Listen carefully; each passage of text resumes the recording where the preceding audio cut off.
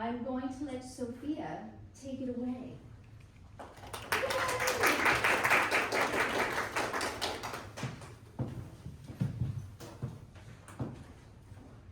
Companions of the Flame, written by Patricia Shore, inspired by a true story. The characters. The poets.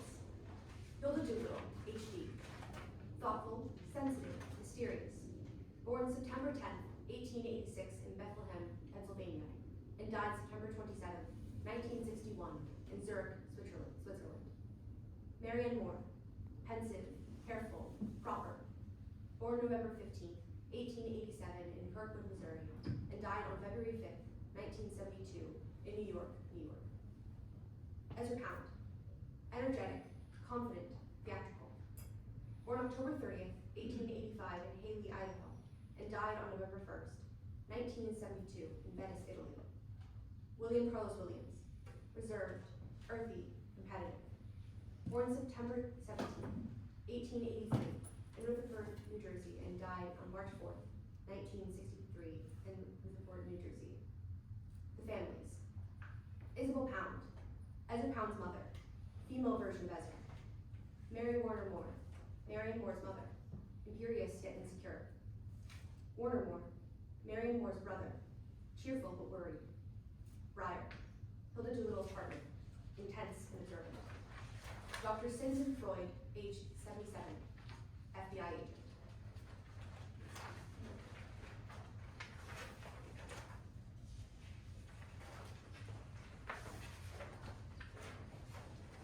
Act 1, Scene 1.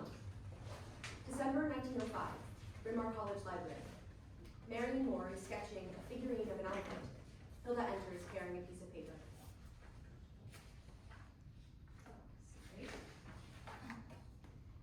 Excuse me? Hello, is the seat taken? No. Lovely. Hilda slumps onto the seat dramatically. Oh, I need a quiet moment of repose before I take the trolley back home. I wish I lived on campus. By the time I get back, I will miss dinner. I am disintegrating. She puts her elbow over her eyes and peeks out at Marianne. Looks intensely at Marianne. I believe we're in the same elocution class? Marianne takes a breath to speak, excited. She pauses and looks down shyly. Yes, Hilda, we're in English literature and elocution and field hockey together. We talked by Taylor Hall. Oh, yes! Field hockey with Constance, the Applebee. Hilda begins to do the exercises. Marianne joins in and they both tire quickly, then laugh and sit facing each other. You changed your hair to the Grecian style. Peers even more closely at Marianne and squints down at the paper in her hands, which are her grades for the semester. Miss Donnelly has it in for me. My English literature grade is horrific. Oh, what must they think? I am Hilda Doolittle, a failure, which means fresh barriers, fresh chains. Who? And about what exactly? Professors? Them! Gestures around vaguely, looks at her grades. Failure in mathematics. I studied so hard, conic circles are still circling my brain. I've grappled with the biological definition transferred to mathematics, and Dr. Barton Furness had failed me. They all failed me. Science failed me, and now I'm good for nothing. I'll not be the next Madame Curie. Oh, but how could I have failed English literature? I'm a failure and an outcast. I must get away. Reaches out to hold both of Marianne's hands. It is my destiny to marry Ezra Pound. Shows Marianne her engagement ring. Everyone hates Ezra, but he bids me to live. He writes poems about me and gives me armloads of books to read. Greek, Latin, even yogi books. I hate poetry, I love poetry. I hate Ezra, I love Ezra. I too failed English literature. Miss Donnelly called me on the carpet for using slang and said my essay was just a litany of quotations. I mean, why write it again if it has already been said? But as my mother Mole would say, I have moxie and am excellent at biology. Looks over at Hilda, who's starting to face the floor. You look like you got the morbs. Hilda looks at Marianne quizzically. You know, the blue fits. You have the blues. Lost and torn and embittered by loneliness. I must choose between Ezra and Bryn Mawr. I'm a disappointment. Buries her head in her hands. She looks up at the sky. My father is an astronomer. He thinks of the heavens, not me, nothing closer than the moon. He stays up all night and sometimes gets his long beard frozen to the telescope. Mother has to come with a kettle of hot water and get him loose. Marianne shrugs and returns to her drawing. How about your father? Is he imposing? Is your mother erased by him? Marianne purses her lips and takes a deep breath. I have never seen my father. He was put away in an insane asylum before I can remember. Please do not tell anyone. I do not care to discuss the matter. Hilda looks distracted and looks through her books. I had a pet albino alligator. Yes, I am amorous about armored animals. Asexually, I assure you. Hilda takes a close and critical look into Marianne's face, wrinkles her nose affectionately at her. I adore the way you speak. I'm enamored of alliteration and odes to animals as well. Oh, Mary Ann, what I need is to live alone by the sea with a great hound. Some Nordic wolfhound, a dog that would race ahead of me while breakers draw back. I want a dog, if nothing else. I want to climb through the walls of visible perception. I want to have a sea garden. I will not find peace until I do. I want the sea. I want to say, whirl up, sea. Hilda sighs dramatically and leans back against her chair with her elbows over her eyes, then lifts her hands to the sky. I prefer the zoo. My mother, brother, and I are the happiest people in the world. That is what we tell each other. We laugh and work and call each other Badger, Ratty, Mole. Right now I'm Uncle, or if they are mad at me, Aunt Fang. Ezra calls me Dryad. It's a lesser goddess of trees and forests. He does not know I am a tree. He thinks I am his poetic muse. We spend hours and hours walking in the woods. I know he's a genius. So much more sophisticated than my 5 brothers. My father caught us in an embrace and said, Ezra Pound is a vagabond. But he writes. He wrote me this book of poems. Pulls out a small handmade book from her bag and gives it to Marianne to read. Here, read this one aloud. Hilda stares at Marianne, translate as Marianne reads. For a moment, Hilda sways in her seat like a tree in the wind. Read it aloud, please, Marianne. Domina, my lady is tall and fair to see. She swayeth as a poplar tree. When the wind bloweth merrily, her eyes are gray as the gray of the sea, not clouded much to trouble me when the wind bloweth merrily. Marianne reads silently for another moment, snaps the book shut. Your Ezra Pound writes like a medieval princeling and is wonderfully in love with you. My mother would not like Ezra Pound, or these poems, one little bit. What does your mother say about all this? A silence. Don't you tell your mother everything? My mother despises Ezra and thinks I'm an odd duckling. She's as beautiful as Helen of Troy and is an artist, but now she sits in the dark and knits because my father says he needs all the lights off for his work. She once painted lovely scenes of trees and used to sing so beautifully, but she has not since her own father said, "What is that noise?" No, she never sang again, not even in church. Hilda looks out the window again. Have you ever felt suffocated by all these trees? Trees wall one in. I want to climb through walls of no visible dimension. I have to get out of this tepid school, this Pennsylvania, before I get rooted in moss. Do you not write at all, Hilda? You should. It helps tremendously. I write and write to my mother. That is all I want to do. I could not eat for weeks when I arrived at Bryn Mawr until mother made me work harder and like it. I will write to her at your predicament. She will know what to do. The lost look on Hilda's face again. Tell me what you are feeling, Hilda. What is happening? A pause. Hilda is mirroring tears. I do write poetry. Ezra tells me they're rot. Oh, I'm lost, Marianne. I'm certifiable, or soon will be. There are no words yet created for what I am feeling. I must write or die. Marianne reaches over and holds Hilda's hand. Act 1, Scene 2. April 1906. Wooded Forest. Cheltenham, Pennsylvania. Ezra and Hilda enter stage left holding hands. Ah, this is the forest primeval, Shakespearean even. Kneeling, puts on a strange English accent. The murmuring pines and the hemlocks bearded with moss and with garnets green, indistinct in the twilight. Ezra reaches out for her. Hilda sighs and picks up a wildflower. Ezra gets up, picks up his cane, and begins to make fencing moves around the trees. Looks up at the treetops. God, you must get out of this place. Where did you leave your coat, Ezra? I've forgotten. Bellissima. Now, is this the Billy Shakes forest of Arden or Sherwood Forest? I am a tree, exactly. I am Rosalind and you are my Orlando. Hilda places the back of her hand on her forehead. My little body is aweary of this great world. Hilda swerves, turns with a stage gesture towards stage trees. Ezra fences with the trees. Crossbeams of trees. A forest so damn gothic. We aren't in any gothic setting, Ezra. It's underwater. It's deep underwater. Words are my plague and my redemption. It's your hair, Ezra. Ezra does a little fun-looking dance, scratching his head monkey-like, which makes Hilda laugh. Now this is the forest primeval.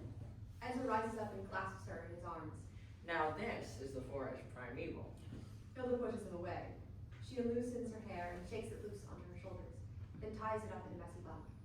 Now, what do you do with yourself, Hilda? You never manage to look decently like other people. You look like a Greek goddess or a coal shovel. Hilda makes the yoga tree pose. I am tree. I am the word Om. You, Ezra Pound, are precisely nothing. You're nothing. I'm bearded with moss and with garments green, indistinct in the twilight. Is there an Ezra at all? He takes her into his arms, and they fall into the moss, where Ezra covers her with kisses. The trees fade away, as if smudged out, sweeping around in circles and branches sweeping downward. The brown bright nightingale, amorous, is half assuaged for Ilus. Ezra. Oh, Ezra. Hilda, oh, you little. Why do you mock me when I'm sincere? I'm not your plaything, Ezra. Hilda sits up and pushes Ezra away. She brushes the leaves out of her hair. She looks around at the trees. People should think before they call someplace Sylvania. Hilda looks at Ezra and slips her hands into his collar to feel his long, smooth neck and feels his heartbeat. God, you must give up this sort of megalomania. I can't let you stay here. Because I cannot let you stay here. Hilda looks at Ezra deeply in the eyes, frowns and turns away. She strikes a pose like a Greek girl athlete, straight and brave like the maiden Artemis, then looks at her engagement ring. I am Hilda Doolittle and will be Hilda Pound? It isn't right. People are in things. Things are in people. I can't be called Pound. Ezra smirks and sits down. Hilda stands up and poses like a Grecian statue. I am a goddess of the ambrosial courts. Ezra embraces Hilda and holds her in his arms and kisses her neck. You're so damn decorative. You are a Greek. You are a goddess. Hilda pushes him away and runs. Now, this is the forest primeval. Hi! Hi! Ezra catches Hilda. She hugs him and holds him at arm's length. You will miss your train. You have to go. No, I want to be here with you in the forest, Dryad, and dance with your intellect among words. But I cannot. Let me give you some facts. You will come to Europe with me when I go to London to learn poetry from Yeats. I said I would come if I could come. Why should we go to Europe when we can travel to the moon? In Greece, the old forests are dead. In Italy, In Italy, Hilda will find the heart to love me. Hilda runs away. you'll never catch me. Ezra chasing. I have been a tree amid the wood, and many new things understood that were rank folly to my head before. Hilda stops and turns to face Ezra. You called me the Little Mermaid. I am not the mermaid who sold her glory for feet. The Little Mermaid couldn't speak after she sold her glory. I will not sell my glory. Ezra helps her to stand, not kissing her. We must get back quickly. I need to catch the train. Ezra and Hilda exit stage left. Act 1, Scene 3. January 1906. Bryn Mawr College, Bradford Hall dormitory room. Mary Warner and Marianne Moore enter the room noisily, dragging trunks and 6 hat boxes. We made it! Huzzah for 3, Mole, Ratty, and Badger. Beyond the wild wood, there is the wide world. I've never been there, and I'm never going. Nor you either, if you've got any sense at all. Can we please not? I must unpack and get to the lecture. I'm so irritated and exhausted and cold and hungry and my hair hurts. Marianne drops her suitcases and collapses on the bed. Mary and Warner look at each other, rush over to Marianne and take her hand. Rest of it, Ratty. It's been a long trip. No animal, according to the rules of animal etiquette, is ever expected to do anything strenuous or heroic. Or even moderately active during the off-season of winter. Stop badgering me, Badger. Stop digging at me, Mole. I feel like a carrot, tapering to a point and serving everything. This carrot is predestined to be thick. Marianne hugs Mary tightly. You are going to stay the night, though. You could both sleep here on the floor. I could borrow blankets. No, Ratty, we must stick to the plan. We can't be going on this way in public while we are outside the nest. We are the happiest people in the world, remember? I would take you home in my pocket, Fang, but I'm afraid you are in a biting mood. I left you with some drawing pencils and cans of sardines and saltines. Marianne raises her eyebrows and looks at Warner, who begins to laugh, and they say together, Sardines and saltines.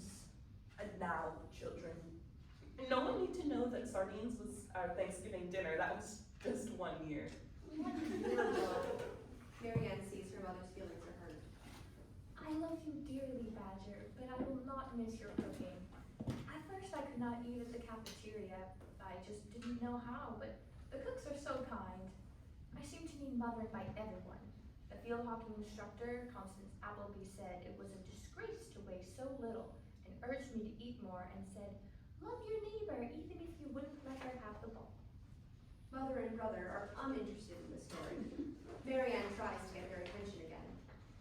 When will you be done with the red corduroy field hockey skirt, Mole? The hem is up 6 inches and the pantaloons are such advancements in undergarments. I am desperate to have it. It would make me so very happy. The skirt will be done when I finish it. Remember to send me drawings of the dresses you admire. I know you loved the Hilda dress. I will always make you a better version of any fashion you see, for you are mine and need to look your best and most appropriate at all times. Yes, Badger dear. Hilda is so carelessly beautiful. I am not so lucky, but my clothes are making the man. Let me see the green dress again. I can't wait to wear it at May Day. I am so grateful for your sewing skills, though your cooking is so foul. You'll miss my sardines when I'm gone. Now, do not get too attached to your instructor's rat. Your social life with your peers here will determine your social life in the future. Marianne looks at Mary anxiously. Did you read the issue of Tippin' Bob I sent you? Mary begins to cry. Your college literary magazine? Yes, I read it. I fear that you writing for the Tippin' Bob creates unnecessary anxiety and takes time away from your studies. The best work in it was by Ruth George. It reveals the girl's godly parentage. I'm sorry, Badger. You feel as you do about the tip. Ruth writes better and thinks better than I, but that she feels better, I am not willing to confess. I feel as if it is hopeless for me to be as I want. I beat the air like a wild beast at night and can but hope, beat, that a little truth and sincerity will burn its way through like the moon through the trees. You mustn't say such things before we drop him off. Uncle is in a particularly ratty mood today. Let's look again at the beautiful dress made by our beautiful queen. Mary, mollified and beginning to smile again. Here it is. I had to go into Philadelphia to choose just the right velvet. I might have to take it in if you don't start eating. My stomach is an eyeglass frame without the lens. I do try, but at times I cannot bring myself to get out of bed, thinking you two are so far away. Here, let me do your hair. Actually, Judith insists on my wearing my hair in the Grecian style. Mary frowns. Werner and Marianne get nervous. It's so popular here. I loathe the style, but I like to have Judith intimate and friendly enough to fix my hair for me. She thinks I'm stubborn and ungrateful because I won't acquiesce. Mary looks more distressed. Don't worry, Mole. Little Uncle will be fine here. We will all be so very fine. If it makes you happy, I will give up engineering in order to pursue the ministry. I will have a study like grandfather's. We will have a servant like the Norcrosses, so that Mary and Marianne will have little to do other than to go for country drives and sit around the fire together in the evenings. Then in truth you will be the Queen Mother. Mary sighs deeply. You are the Queen Mother, but how hard are the duties of the Queen of our little state. Mary rushes over to Marianne, and they embrace tightly. Warner encloses them both. 1, 2, 3, break! All three jump away and laugh. This may be the best time to get back on the river, Ratty. Mary, taking a deep breath, stealing her spine, straightening her skirt. Remember, we are chosen people. Do not allow anyone to put you into a different mold. You'll try to quiet yourself, won't you? And let the waves rush by you. See the funny things in life rather than erupting in laughter. Do not stop until you find your far-off self. Whatever you do, know you belong to us, the three of us, against the wide world. I shall be here when the wave has gone by.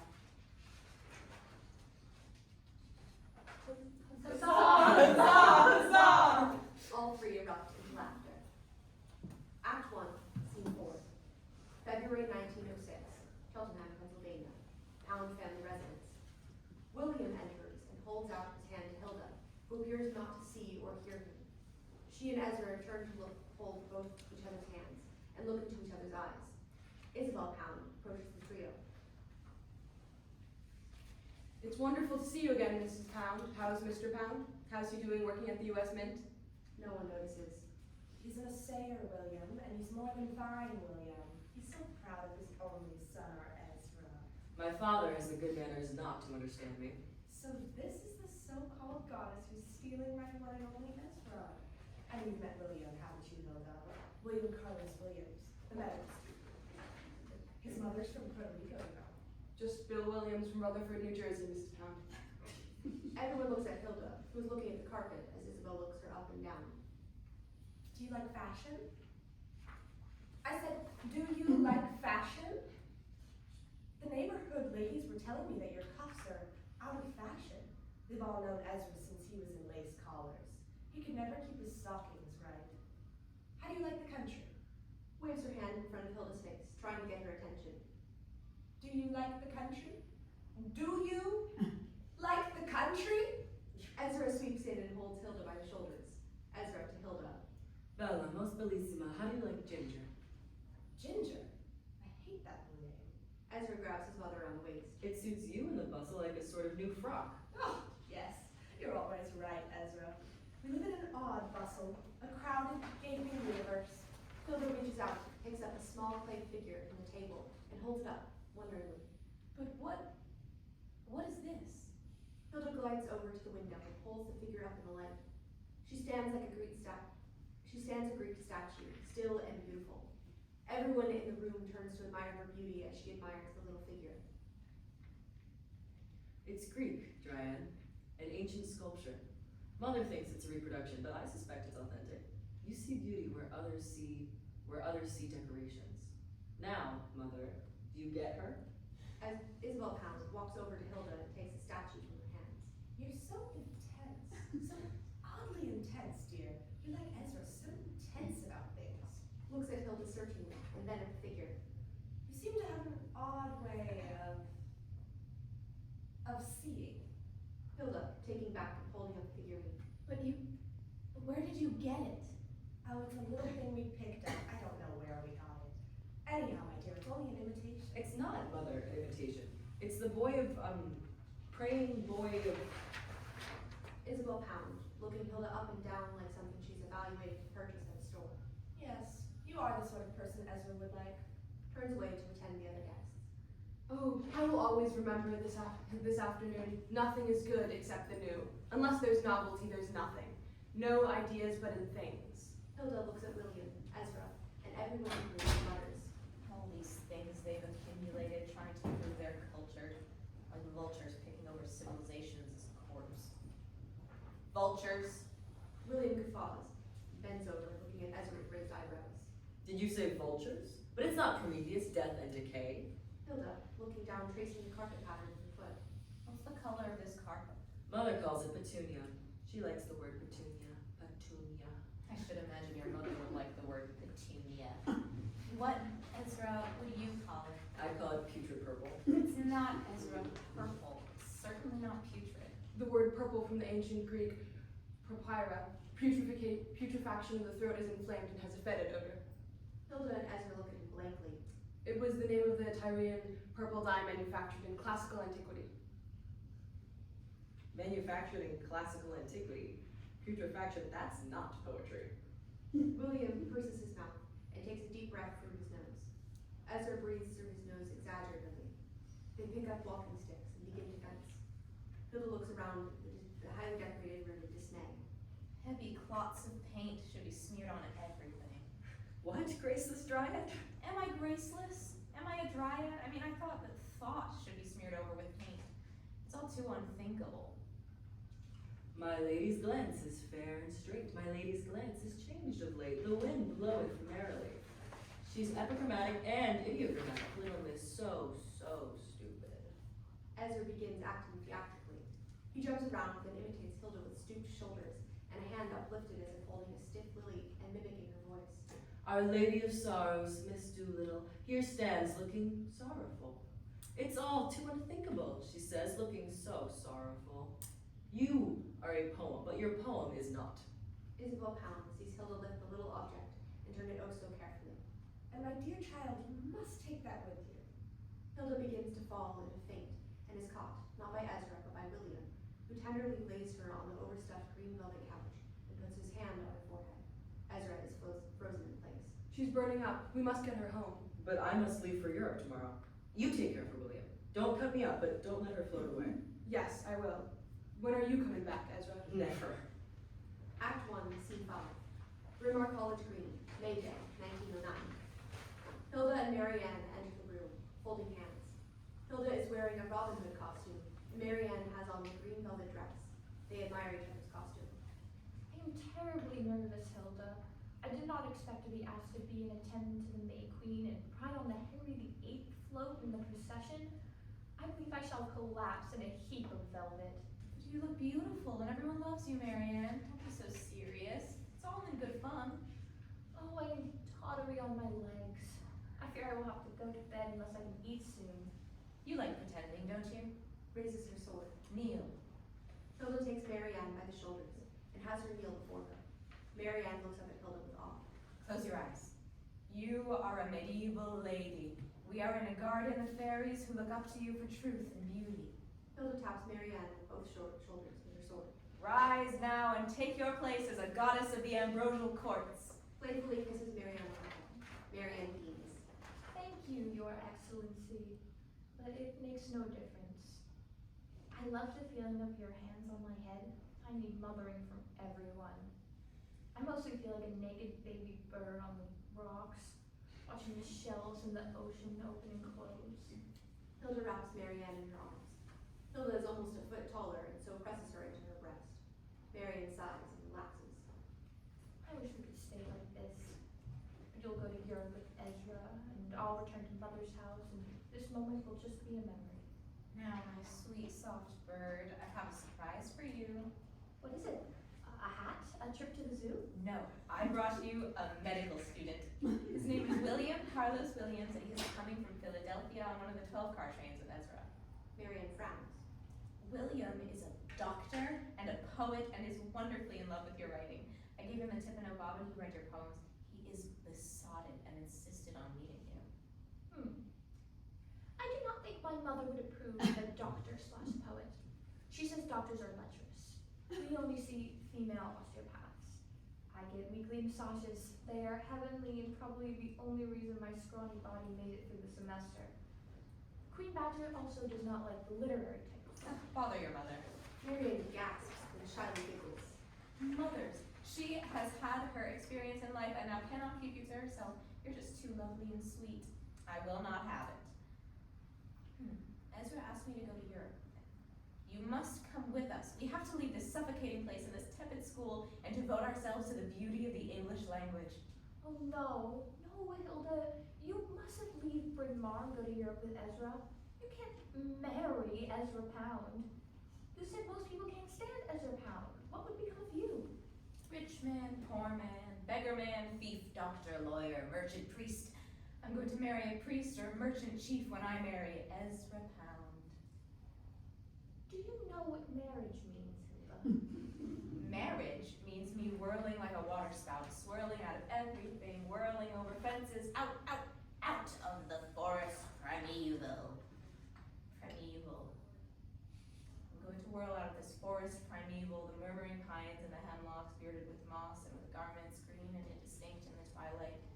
I am indistinct in the twilight. I'm going to swirl out.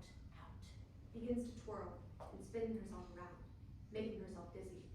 Hilda walks over to Marianne and drapes her long arms around her neck. Your throat looks pretty coming out of that ruffle, like a moonflower. You're soft like a moonflower. The sort of throat that you have is rising out of a moon ruffle. Hilda, you say such pretty odd things. You ought to go on writing. Writing? Those dear little poems you let me read.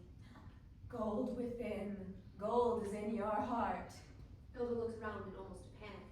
Oh, to blot out this garden, to forget, to find a new beauty in some terrible, wind-tortured place. Slumps to the ground and picks at her costumed legs. Marianne sits behind her and wraps her arms around Hilda, with her head on Hilda's back. Oh,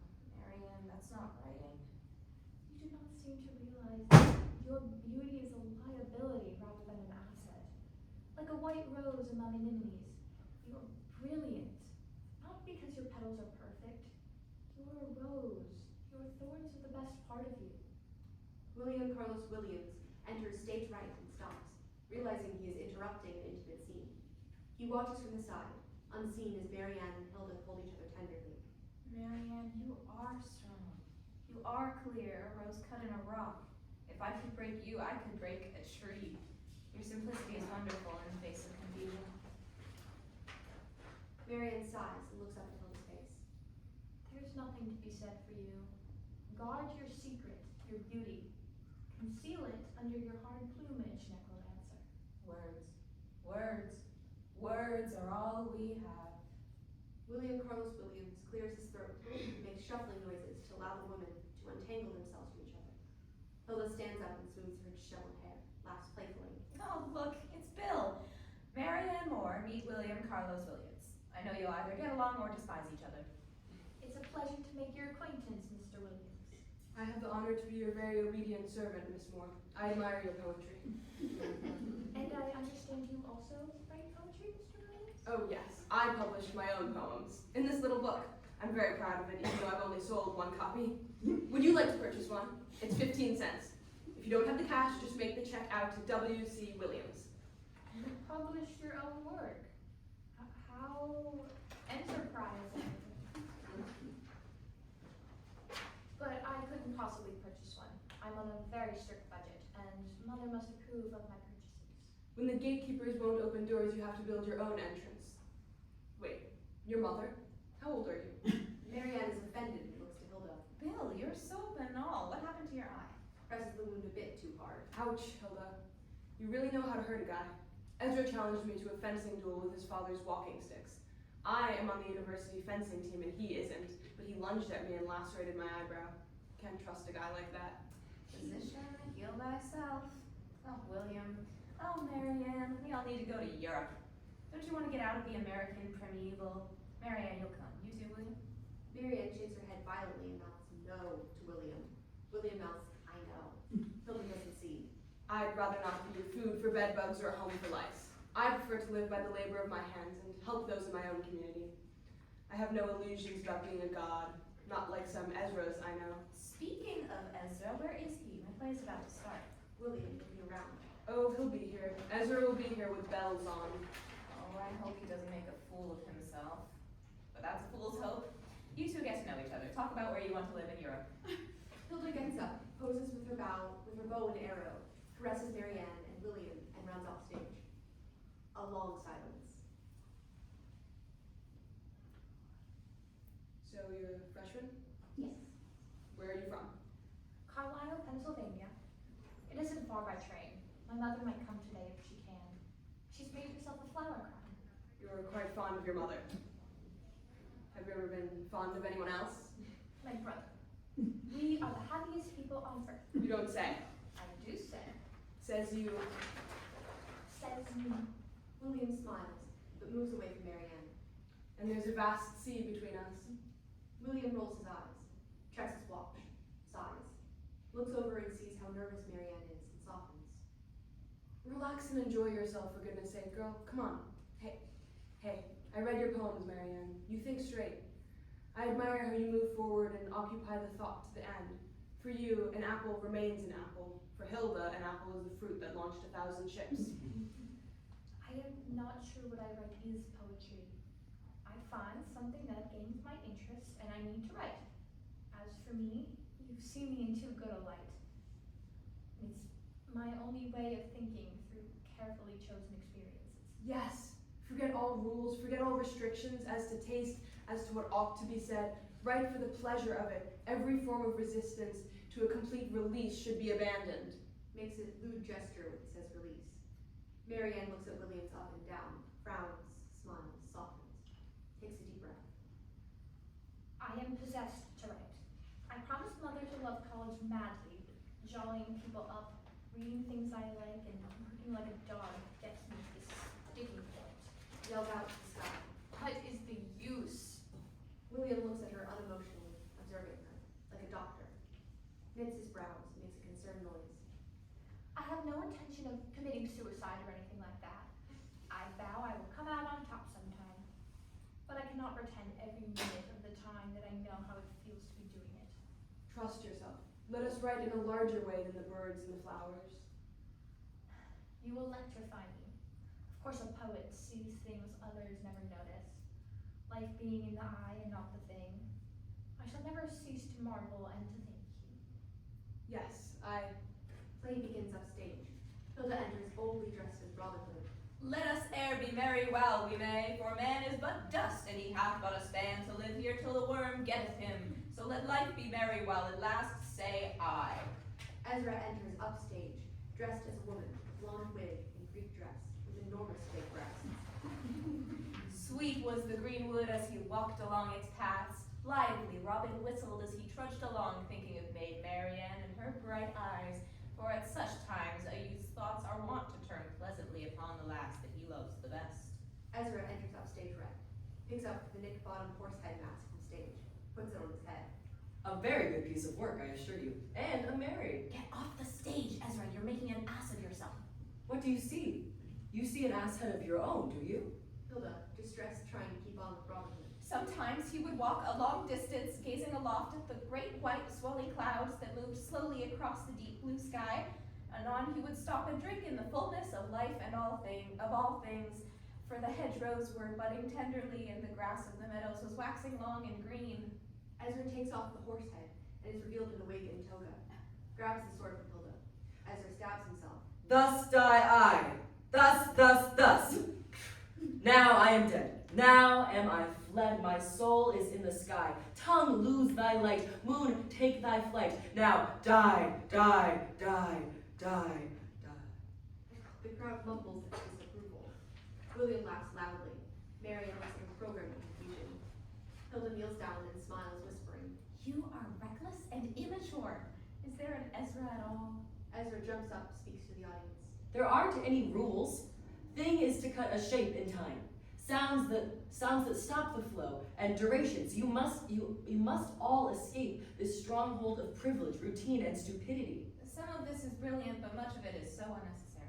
All that I am is most necessary. You should know this, Dryad. We are gods. Grabs Hilda's hand, they pose and freeze. Flee giggling off stage right. Spotlight returns to Marianne and William. Oh. Now that was different. It's one of the things I love about Ezra. Carelessness of the heart is a virtue akin to the small lights of the stars. He doesn't have a great mind, but that doesn't make him any the less a good poet. Ah, resistance to tyranny. One of my favorite themes. As a physician and scientist, I believe in the physicality of reality. Bodies, pleasure, work, disease, and shame. I write my poetry to make it relevant.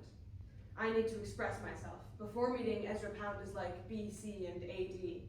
He is the liveliest, most intelligent, and unexplainable thing. I do appreciate the genuine over the derivative and nonchalance over hard trying. I'm not the convent type. I like to think, and I am more Byronesque. Moody, mysterious, and dark. You are too beautiful for the convent. Your skin is so smooth, and you look ravishing in that dress. Do you need help getting up? Reaches over and lifts her by the upper arm. The back of his hand purposely brushing against her breast area. Don't touch me. I loathe and abhor lewdness. Marianne stamps her foot and runs off stage left.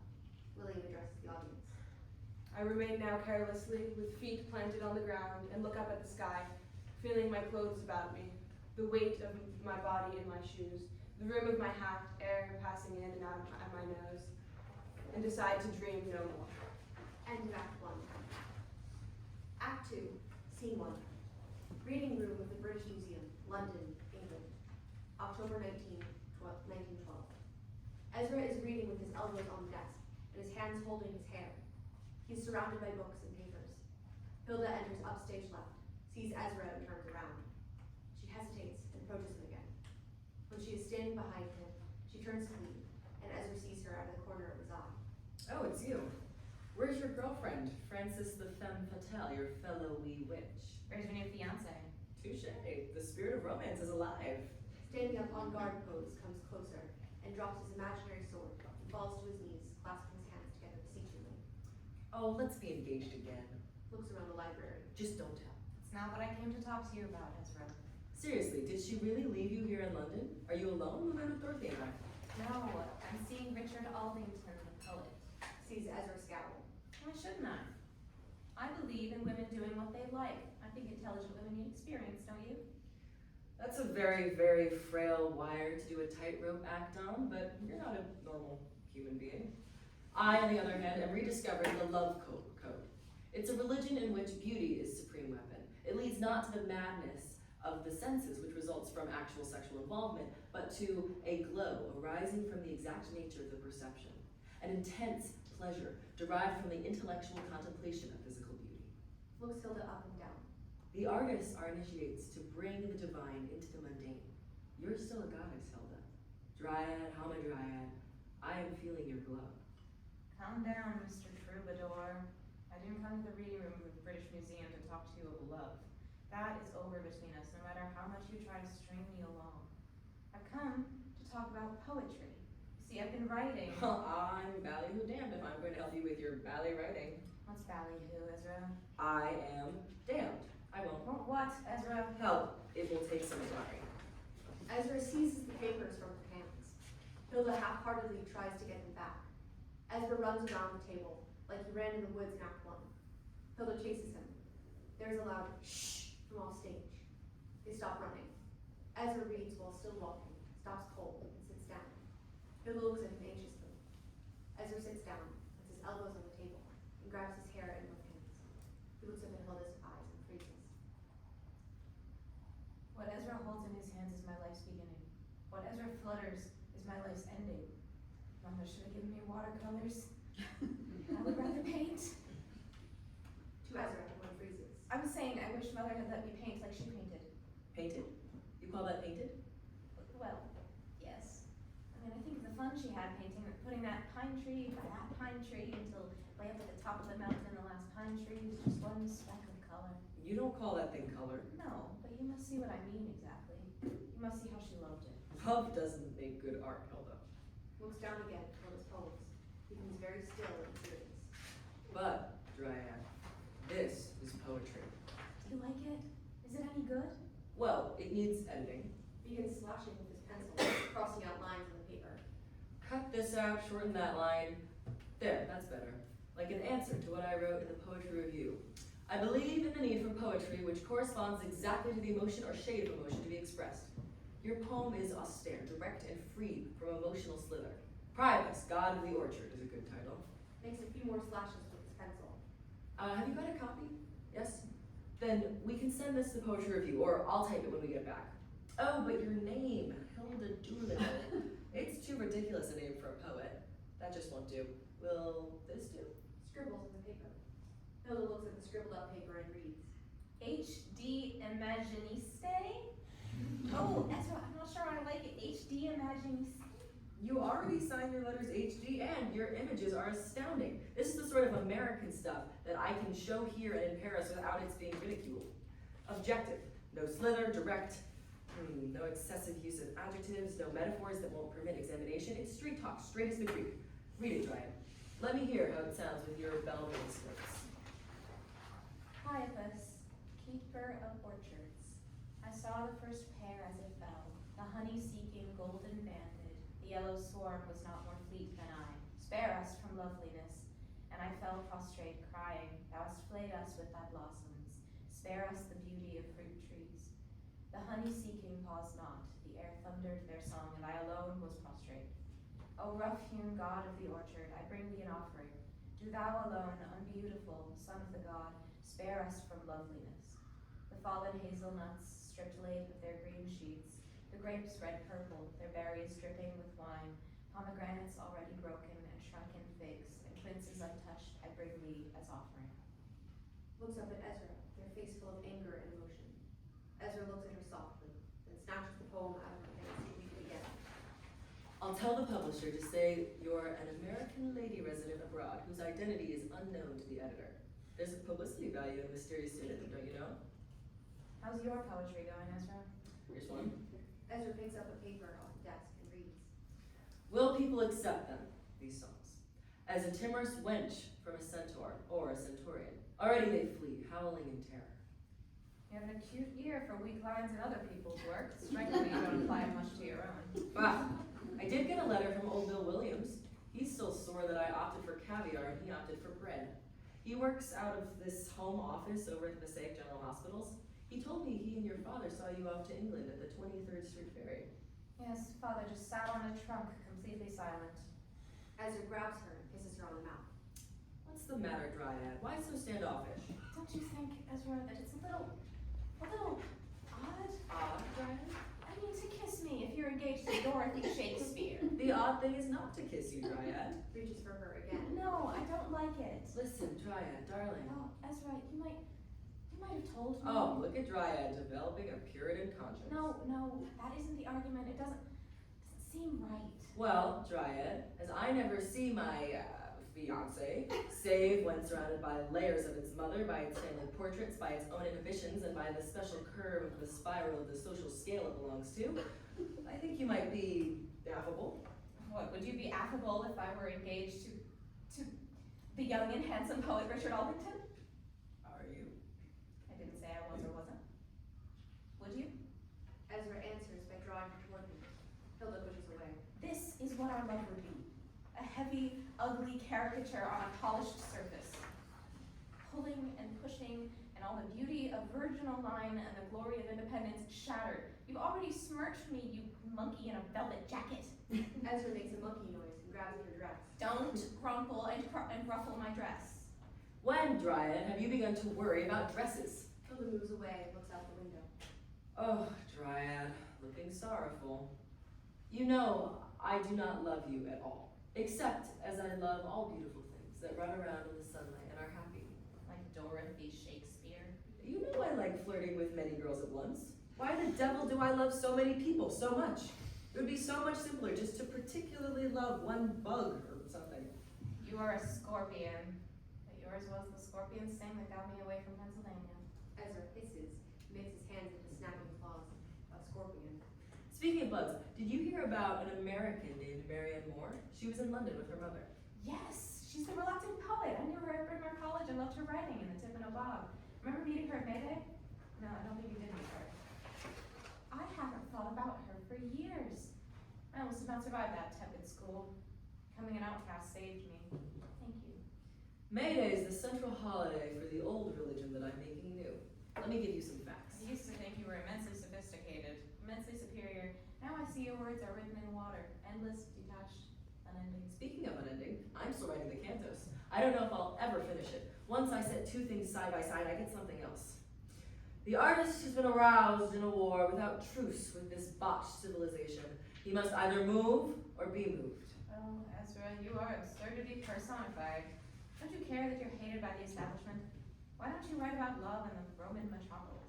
The temple is holy because it is not for sale. It is the business of the artist to make humanity aware of itself. Ezra looks at Hilda longingly, then shakes himself awake again. Off to take fencing lessons from Yates. Grabs piles of papers and books. Places Hilda's poems carefully in a large envelope. Thank you, Ezra. I'm surprised you pulled it off, HD. We just invented a poetic movement that I name Imagism. Congratulations. Ezra exits stage right. Hilda picks up a pen and paper that Ezra left behind. She speaks out loud as she writes, then drops the pen and speaks directly to the audience. Act 2, Scene 2, monologue. I seem a very in-between worlds person. I did not see Ezra at the time of my first confinement in 1915. I lost that child. The second was 4 years later, in the pandemic of 1919, the year I experienced a psychic death that I did not recover from until World War II. A cloud. 5 years. Time had the world by the throat, shaking and shaking, evil and vicious, shaking the world till its head was numb and its heart wrenched from its body, shaking and never let go until the world seemed mercifully about to perish and there was peace. A cloud. 5 years. I was far along in my confinement. I almost died of double pneumonia from Spanish flu. I was sick, alone. My husband at the time denied paternity for good reason, but still, I was truly an outcast at last. It was in that condition that I met my Phaedra, Briar, in Cornwall when she was about 24 and I was 33. Briar brooded over my poems, my face, my body, like I was a thrilling, endless book. Her father was the richest man in England. She was called inverted because she wanted her hair very short and to wear boys' clothes.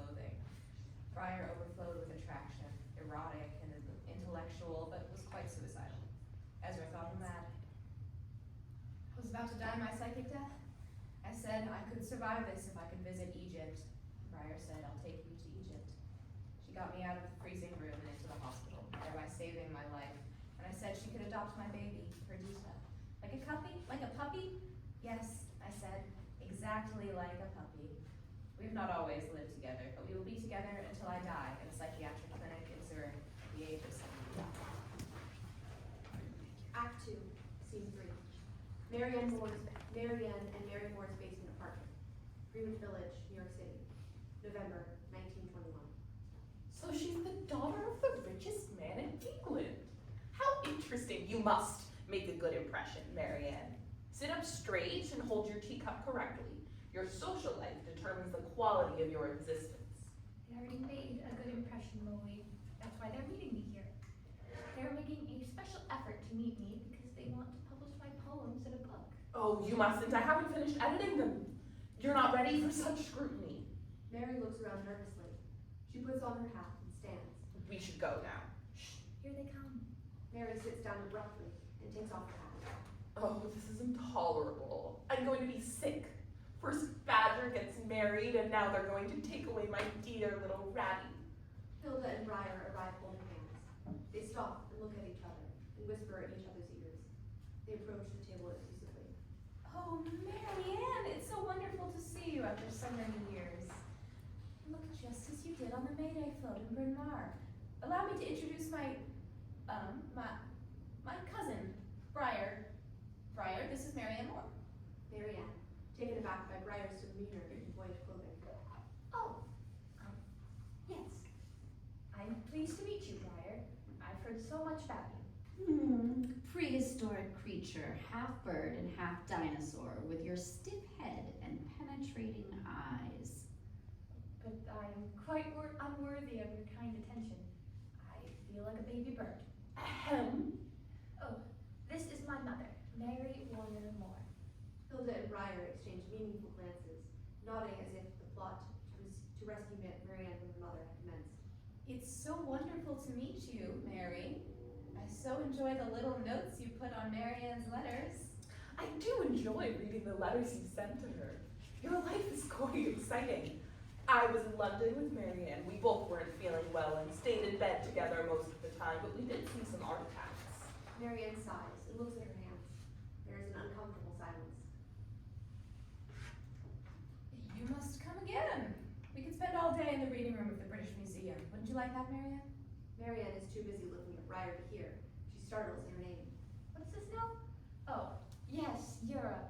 I could not possibly. My work as an editor of the Dial and taking care of Mother takes up all my time. Who is taking care of whom? I carry you around in a basket most of the time. Well, if we ever had a proper dinner, we might have some energy to live a little and go to the zoo once in a while. Hilda also looking intently at Marianne. Hilda kicks Marianne under the table. There is an outstanding zoo in London. Have you thought of traveling to Egypt? It is inspiring, the very root of all my poetry. Marianne stands up, interrupting. I want to show Briar something in the curio cabinet. Mary does not look pleased. She begins to follow them. Hilda gently places her hand on Mary's arm. It's good for an intelligent woman to have experiences, don't you think? Let us talk about your son. I hear he is a chaplain in the Navy. You must be very proud. Oh, yes, I am. They chatter quietly, and Hilda nods at Marianne and Briar. They look at the cabinet. I read your book, Development. I observed an intenseness of language with the force of poetry. You dramatized the wish that if she hoped enough, she would turn into a boy. I had a baffling sense of being outside what it is one's birthright to enjoy. You have the imagination of a child joined to the freedom of a boy. And I read your poems. I'm not sure they are poems. I love your submarine explosions and your rock scratchings. I was struck by wade through black jade of the crow blue mussel shells. It made me prisoner for life. You must publish a collection. I will ensure it is a quality edition, and I feel I must rescue you. Oh no, I do not have to be rescued. I'll rescue myself when the time comes. Hilda and I feel you are shrinking from life. Marianne flinches and is hurt by the comment. I have a job.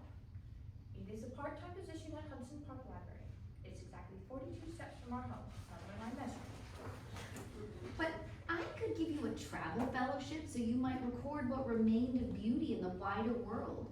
I imagine you falling from your rock to enjoy swimming among the anemones. I can't understand you being cooped up and kept to work when you might be riding or riding an elephant. I do want to be a good pterodactyl and come out of its rock. Please be patient. If Mother is more worried than benefited by my traveling, adventures are impossible. Dactyl, if you don't take my offer delicately with a swish of your tail, it will be very awkward. Marianne sighs deeply, closes her eyes, opens them and says brightly, Please tell me about the verbal and literal swordsmanship between you and Ezra. I wish I knew how to fence. In reality, I sat motionless, smiling brightly, but saying nothing. He offered to teach me how to fence, but backed out when I told him that I was trained at a young age. He said fencing was too intimate, too revealing a thing to be done with any stranger. Everyone laughs, giggles, snorts, and sighs. Marianne puts her hand over her mouth to keep from laughing out loud. Hilda eagerly watches them talk, while keeping very busy looking at scraps. Why don't you cut your hair? I wish you'd cut off all that luxuriant hair. The pterodactyl is tempted to shorten his hair. Mary becomes aware of the intense conversation between Lauren and Brian. Ratty, why don't you bring out refreshments? We have sardines, mushrooms, and crackers. They really are very good and quite nutritious. Oh, yes, thank you. I haven't had sardines in ages. Takes a bite, gags. Oh, I'm so sorry. I'm still seasick. My health is as delicate as ever. It is imperative to keep the body healthy and in alignment. Ratty just got out of a body cast to straighten out its spine. Now she hangs upside down like a possum. Hilda, walking over to the trapeze. Oh, here it is. Can you show us? I think we've taken up enough time. These dear sweethearts need some time to talk about us. But before we leave, will you show me the scrapbooks? I'd like to see the baby pterodactyl. Oh, certainly. It's over here. This is from Papa. Ryder and Mary go to the upstage front and look at more artifacts. Hilda, whispering to Marianne. Meet us tomorrow at the Palm Garden Tea Room at the Belmont Hotel. Bring William Carlos Williams with you. You've both done such interesting work with your poetry journal. I will. He's been a wonderful co-editor. I will bring along Robert McGowan as well. You three will most certainly get along. He's a young poet and editor, and also an art school drawing model and gadabout. Everyone loves him. I mean that literally.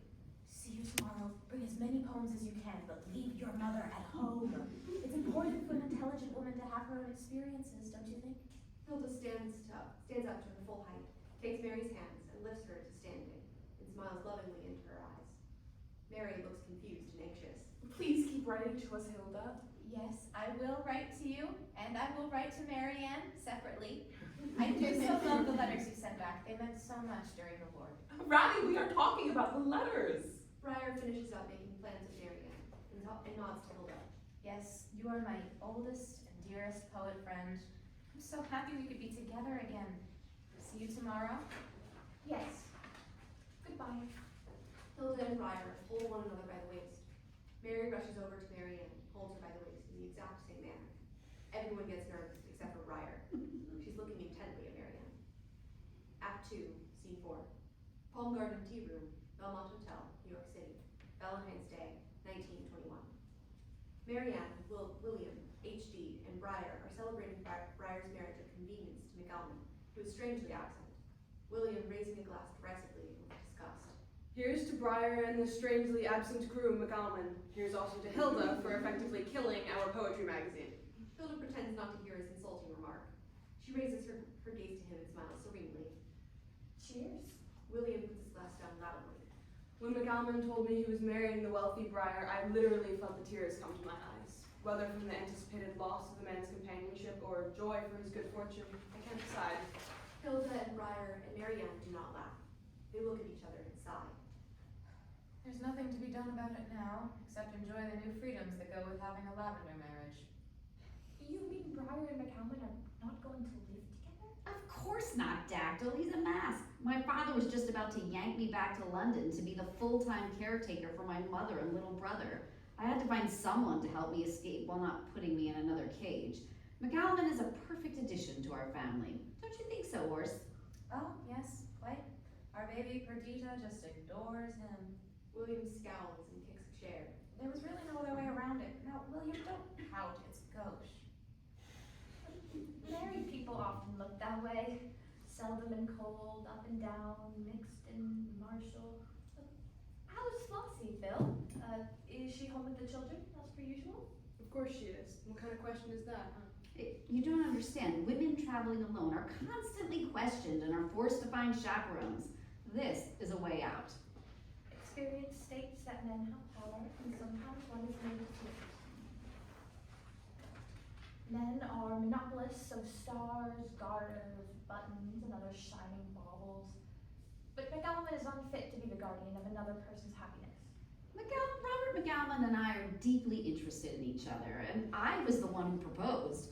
Now that we are married, I have the legal freedom from my family to let me come and go as I please and continue the life I've chosen to lead with HD. All I can do is to lament McGowan's sudden demise. I'm pretty knocked out by him going away. You should know that McGowan seems to know no limits, physical or intellectual. Damn it. Seems all the great American poets are in Europe. Have you heard from Ezra? Do you keep in touch? Old Ez? Oh yes. He wants me to send money to support T.S. Eliot in his Belle Esprit. I sent him the $50 he asked for, and I told him to stick it up his ASS. Then he says, I fear destroying some illusions which I think necessary to my illusions, whatever that means. I do so want to go to Paris and watch men walk simply in the sun, but I wish to Lippo Lippi that Pound was in New York and not in Rome. He's Judas to a tittle, that man is. I have no interest in the speech of the English country people. I want language modified by environment, the American environment. I did not answer the last letter he sent me. He said the most horribly anti-Semitic tropes about you, Briar. He called me spitsterly and Hilda a narrow Hellenic she-bard. I am an outlaw and a rebuffer of the best.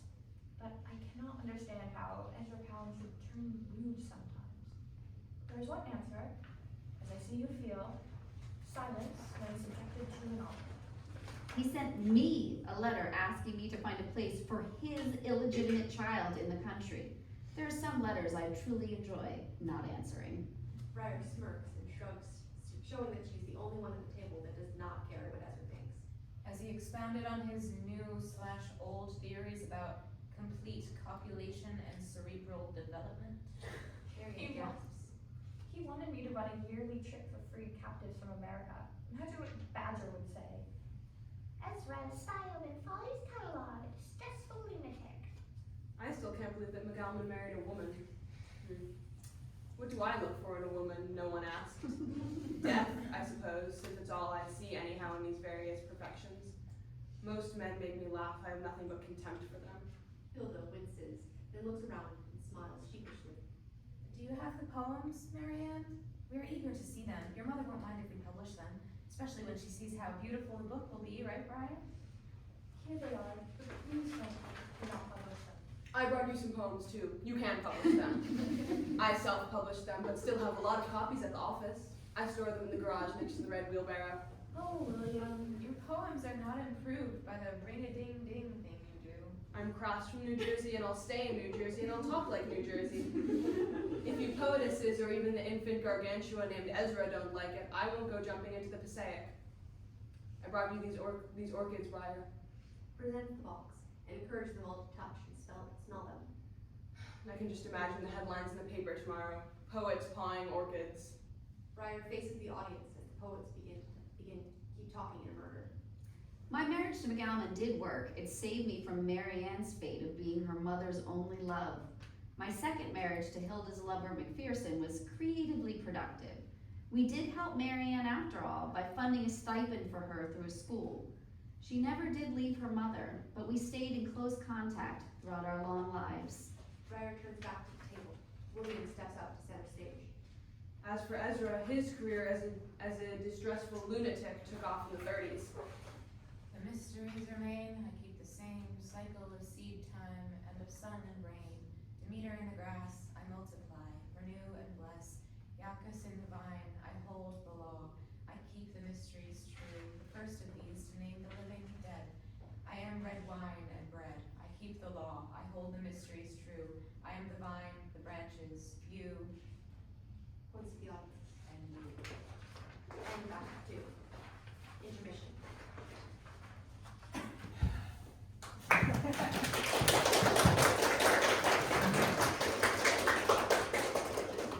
we take like a 5-minute break, and then we'll come back? Excellent.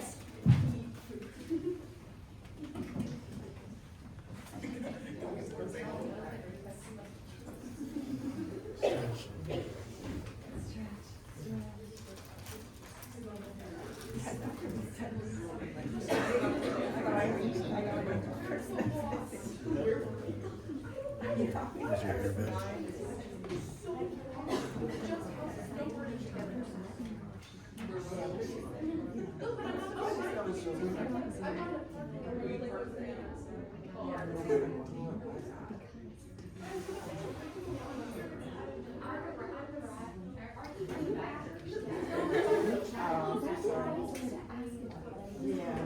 Unless it was really last night. Phenomenal. I can't say, but it's so good. You're welcome. How does it feel to hear it?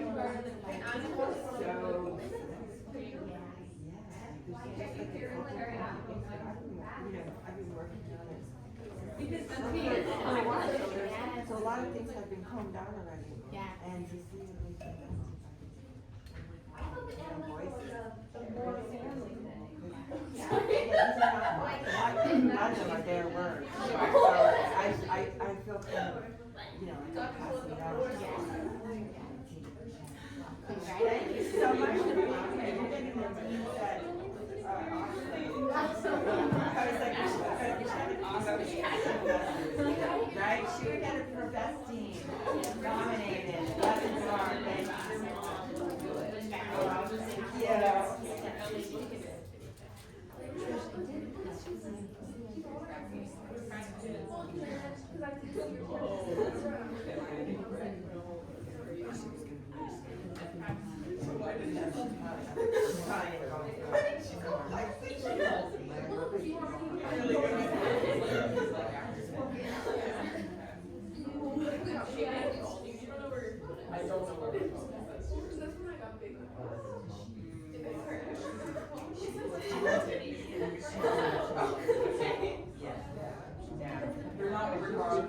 I would not leave you. Thanks.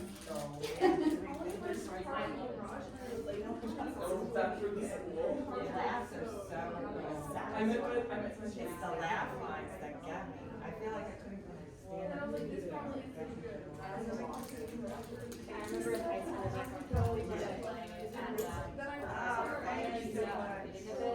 And one day we were rehearsing and someone got a laugh from it took me 3 months to recover that. So thank you for that. All right, thank you so much for coming. Yeah, that's hard. It's hard. Yeah.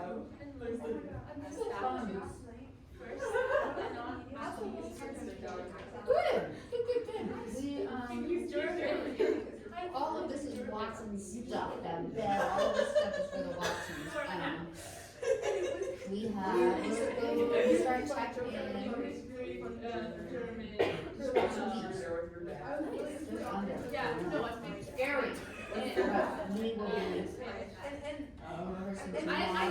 I knew there were. And And then. then you support it after the way. Weekend, and then the following break. How's it going with you? What's up? It's been really fun. I migrated this Yay! acting one, acting in order to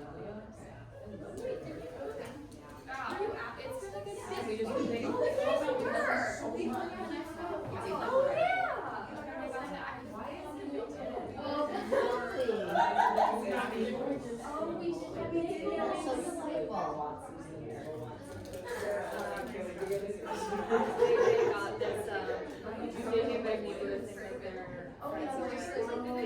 just where they sounds like and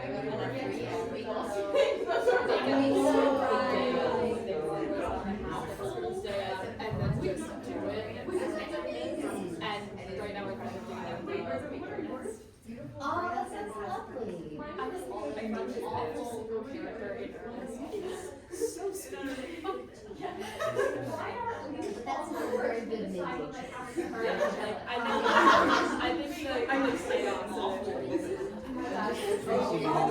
Also, the camera's right here, so oh, everyone's gonna be on there. Awesome. Okay, I was looking at this the entire time. Bored Emma to death. Awesome. Yes. Quite remarkable. I'm insufferable. Lady Margaret. Clearly, some kind of lunatic tried out not a TikToker.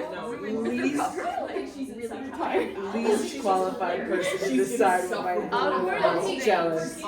Dried up.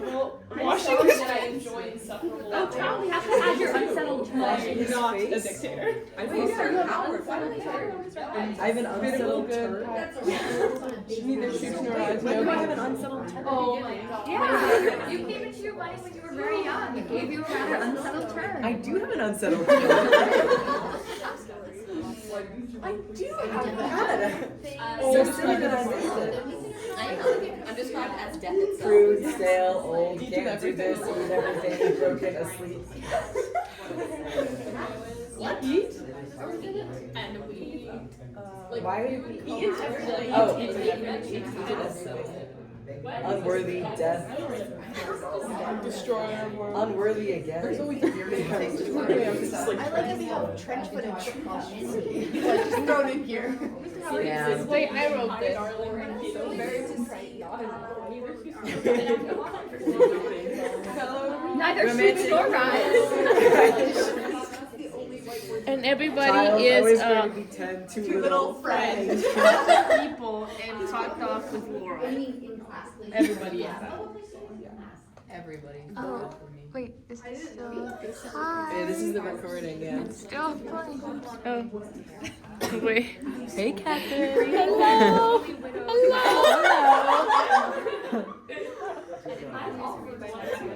That's weird. No. Oh, I was talking about the video on camera. I was like, you're using the camera too. We were. I've been doing that. Wait, I knew it was there. I looked at it sometimes. I was like, I knew it was there. I just forgot it was here right now. trench foot. Go off. Makes fireworks go off. And the two often don't like fireworks. Okay, wait. Should we drift back? Yes, we'll drift. This is hilarious.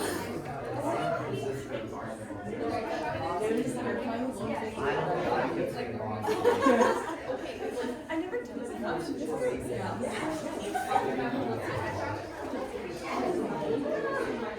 Okay, wait, now I'm losing my phrases. Yeah.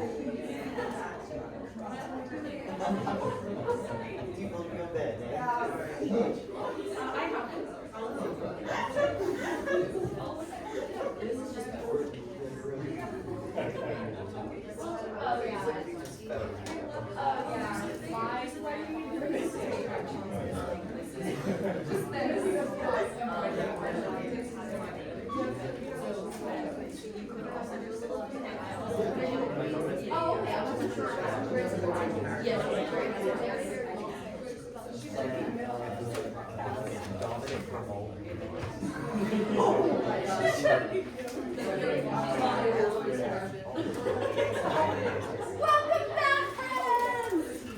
We're gonna dive into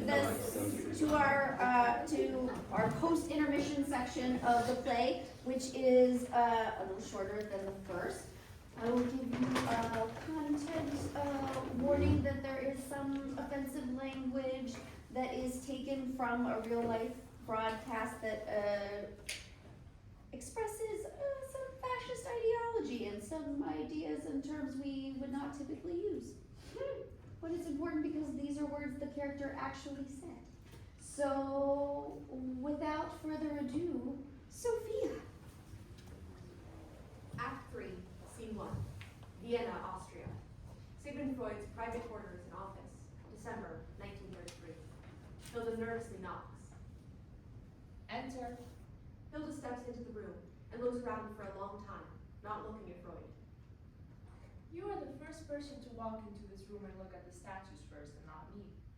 Why should I look at you? You are contained in the things you love, and if you accuse me of looking at the things in the room before looking at you, well, I will go on looking at the things in the room.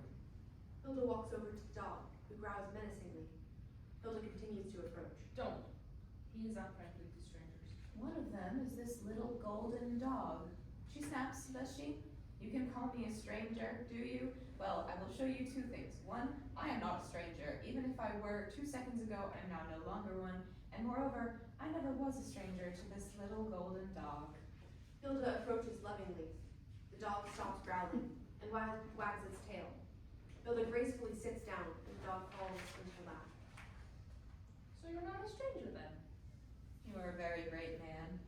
I'm overwhelmed with embarrassment. I'm shy and frightened and gauche as an overgrown schoolgirl. But listen, you are a man. He is a dog. I am a woman. If this dog and this woman take to one another, it will prove that beyond your caustic, implied criticism, if criticism it is, there is another region of cause and effect, another region of question and answer. Hilda, standing up to face Freud. Thank you for seeing me, Professor Freud. I've been looking forward to this, and I've traveled very far to come to this point. You are a poet. Yes. I read your poetry before you came here. Not to pry into your interior life, but to get acquainted with you. And I've read all your books. Really? Yes, in German. Our work will take time to put your past in order, then you can face life on your own terms. The innocent are born into a world where they cannot keep their innocence. Or doomed to become a sinner. You have read my books. Hilda walks over to a table and picks up a figurine of Athena. These figures are astonishing. Lifts up a small statue. That is my favorite. Athena, very valuable. Except she's missing her spear. But she does have her snowy owl. Points to a small stuffed owl that is displayed under a bell jar. My father had one in his observatory. I was allowed to sit on the floor if I was very quiet. The snowy Your owl. father was a great astronomer, no? Yes. He slept in the day and stayed up all night looking at the stars. And your mother? She had 5 boys to raise and not much time for me. I was an ungainly, odd duckling. But you are so tall. Yes, too tall. I want to be a little girl, and I'm disappointed that I'm taller than you. Stand up. Hilda stands up, and Freud stands and puffs himself up. See? You're not much taller than I. You identify with figures from mythological traditions to stimulate the unfolding reflections of memory and myth. I choose Psyche, the butterfly that leaves the body upon death. You have experienced psychic death. Yes! When I left Bryn Mawr without graduating, left my family for Europe, left Ezra for good. But the experience of my confinement during the last war makes me want to prepare for the coming war. You can feel it too. I don't have to feel it. I see the swastikas drawn onto your door. I want you to live. If I could die instead of you, I would. I believe you are pro-Oedipal. You never detach from your mother and thus are attracted to women and to goddess worship. You seek to find how you are different. I've given you answers. The simplicity is wonderful in the face of confusion. I'm on the fringe or in the penumbra of the light of my father's science and my mother's art. I believe in the psychology or philosophy of Freud. Biologically? No. Sound of bombing. Window cracks. I am a Virgo, and she's compatible with me astrologically. Prophet? No. You are a poet. The professor was not always right. But I did not argue with the professor. Yes. On that, he is wrong. You seek knowledge of unity beneath death and destruction. This is a cosmic quest to discover or create through the word some ordering pattern that could redeem the surrounding ruin. More bombing sounds. Marching gets louder. Why do I hate now as if it happened yesterday and not all those years ago? Time does not exist in the unconscious. I care more about Greece than Egypt. Ezra says that it's all wrong, but I personally am all right, limited, and don't understand. Couldn't be expected to understand the real things. Real? What is real? Candles reflected in a mirror, clocks that go and clocks that don't go. Most of them don't. I'm haunted by memories and images from the past, especially about Ezra and the girl that could have filled in the void. Forget those two. Your problem is that you're in love with your mother. I represent the mother figure and you've come to be released from your torment. My mother is dead. It's true, it was hard to get close to her. I was always with my brother Gilbert, who was her favorite. If I was with Gilbert, a part of Gilbert, I would at least be there. I wouldn't be smudged and erased. I'm too tall to be erased. My other patient is taller. Ezra's eyes were green and his hair was a massive mane of blonde curls. Freud bangs on the couch she is sitting on. Hilda is startled and alarmed. I am an old man. Why can't you love me? Excuse me? Why can't you love me? Is it because I'm old and my odor is foul? No, you are very beautiful, old man. If I could take the sands that are left in the hourglass of your life, I would turn it over. I would give you the rest of my years so you should live. Do not become a discipline. Do not defend me to Ezra Pound and people like him. It will only harder their bad opinion. I see. I also do my best work when I'm an outcast. Machine gun shots ring out. Hilda glances at her wristwatch. No looking at your watch. I told you there is no time here. What do you remember now? I remember crawling into the rabbit hutch to hold each tiny baby rabbit to my cheek as the mother thumped nearby. Your love of nature is deep. Your poetry reflects and interprets images of nature. Do you feel you are one with all? Yes, endless and limitless. Perhaps we should work on Barber's next session, huh? I must go to my grandchildren. We have to relocate because of the tensions here in Vienna. You understand. More bombs and fascist music. Hilda stands up to leave. Walks toward Freud. He puffs himself up to be taller. They both laugh. Thank you, Papa. You're welcome, my dear. You are alive for a reason. Live your life with joy. Forget about Ezra Pound. Thank you. I will write. I know you are a Virgo and I will send you gardenias. Goodbye. Auf Wiedersehen. Please stay there. See you later. Goodbye. Turns to the audience. I never did see Sigmund Freud again. Act 3, Scene 2. Rome, Italy. Italiano Arizona radio station. January 21st, 1941.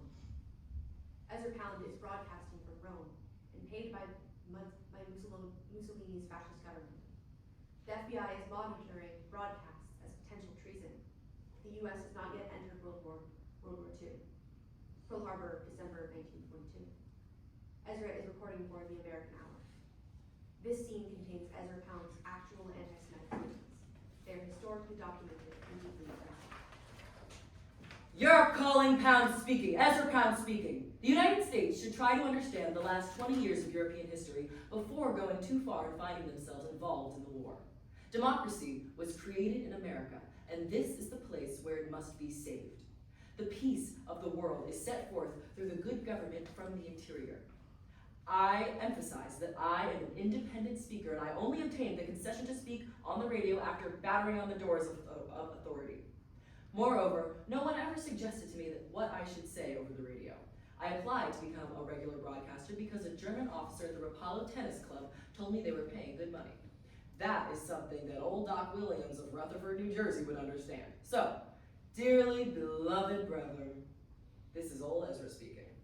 Crackling, hissing radio noises. The studio goes darker, and the other rooms on the stage become lit. Act 2, Scene 2. Rutherford, New Jersey. William Carlos Williams' medical office.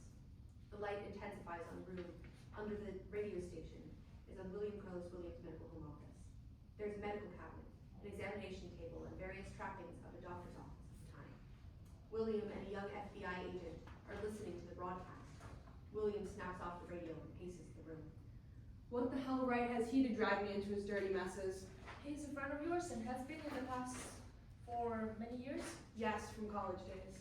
Would you have any objections to testifying that the voice you heard was his voice? Certainly not if I can feel sure that it is actually he talking, but how can I be absolutely sure? We will bring more recordings of his broadcasts here to your office with a machine to reproduce them. I should be most interested to hear them. All we ask is that you identify the voice as of that Ezra Pound. I can say that the recording I hear sounds like the voice of Ezra Pound. I can't say more than that. Are you a loyal American citizen? Eyes William steadily in the eye, until William becomes embarrassed. Of course I'm a loyal American citizen. I have spent my whole life, generally speaking, for my country, trying to serve it in every way I know how. I've even written a book about it. What book? It's called In the American Grain, and many articles and critical essays. I am the William Carlos Williams, the doctor, the poet, the author. I'll sell you the book right now if you want it. I have a pile of them right here in my medicine cabinet. It won't be necessary. against our government at this time are authentically by Ezra Pound. You, as an intimate of his, of long standing, would be of material assistance to the government's case in identifying the man. You would have no objections to this on personal grounds, I suppose, if you felt that the records we played for you were actually the voice of Ezra Pound? Not in the least. You have two sons, Dr. Williams? Yes, they're both in the Navy, one the doctor in the Pacific, and the other on a destroyer on patrol duty between this country and Europe. Both my sons are fighting this war, and here's Ezra broadcasting for the enemy. You want to know if that's his voice? Yes. Yes, it is, and every word he says is a betrayal. That's fair enough. So it'll be all right for us to bring you the records for you to listen to? Certainly. FBI agent leaves. William closes the door behind him and addresses the audience in soliloquy. But he never did. I had 2 visits from the FBI during the war. The voice was Pound all right, but to amount to little more than vituperation against President Roosevelt, his family, and the international Jew upon which Pound blamed everything. Ernest Hemingway wrote, if Ezra had any sense, he should shoot himself. He thought he should have shot himself somewhere along after the 12th canto, although maybe earlier. William picks up a tongue depressor and begins to fence with the air. The lights dim in the medical office and light the bottom square next. Act 3, Scene 2. Mary Ann and Mary are listening to the radio, listening to Ezra, who's broadcasting from the studio. Good evening. This is the Italian Broadcasting System, transmitting a special program for the United States and Canada, the Pacific area, New Zealand, and Australia. We open our program to talk with Ezra Pound, entitled To Be Late. Hissing sounds and static. Ezra is speaking into the microphone, which gets broadcasted to the radio speaker.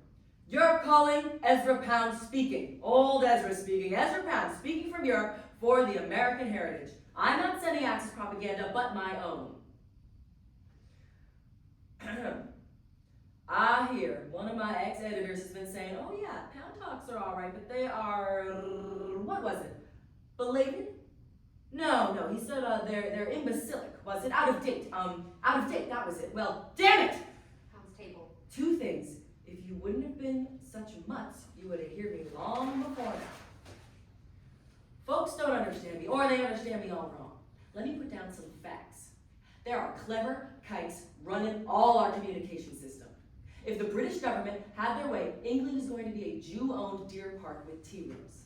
The Talmud is the dirtiest teaching that any race ever codified. That is what you are fighting for. And the first thing to do about it is to pull out of this war, a war that you never ought to have lopped into. Every hour you go on with it is an hour lost to you and your children. The United States may take 20 years or more to get where I was 10 years ago. Maybe in time, the American college boys will get round reading me, or William Carlos Williams, or some of the living authors. Time to read for simple truths. You may be a bit late in starting. Ezra Pound speaking. Turn it off! Turn it off! I've never heard such a vicious tirade of anti-administration and anti-American, anti-Semitic conversation in my life. The time has come for you to put a formal end to the countenancing of Ezra Pound. He's quarreled with you, and he has quarreled with everyone, yet continued to use the magazine you edit as an outlet. Now, as far as he and the rest of the English-speaking world of letters are concerned, he is effectively writing finis to his long career as an inspired enfant terrible. Mary Ann, reading a magazine article out loud. Whether he is committing treason or not depends, technically, on whether he has become an Italian citizen or still retains his American passport. That it should be one of the poets who is thus playing Lord Ha-Ha, no matter how ineffectually, seems to cast a slur on the whole craft. In the name of American poetry and all those who practice the art, let us hope that this is the end of Ezra Pound. He might be committing treason. I am hard to discuss, but a prestigious poet can do it with it. Frowning and pacing. What's for dinner, Mother Badger? Sardines. I'm just too ill and old to cook the wonderful meals I used to cook. When was that? Oh, Ratty, you remember things so differently. That's why I write everything down exactly. Excuse me, Badger, but I must hang upside down for a few minutes.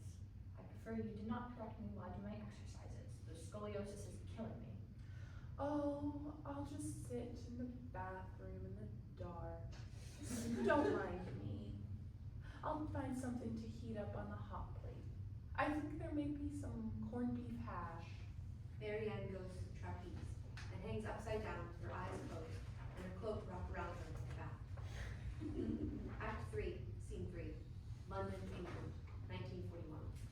Roma Radio, acting in accordance with the fascist policy of intellectual freedom and free expression of opinion who are qualified to hold it, following the tradition of Italian hospitality, has offered Ezra Pound the use of the microphone twice a week. It is understood that he will not be asked to say anything whatsoever that goes against his conscience or anything incompatible with his duties as a citizen of the United States. Europe calling, Ezra Pound speaking.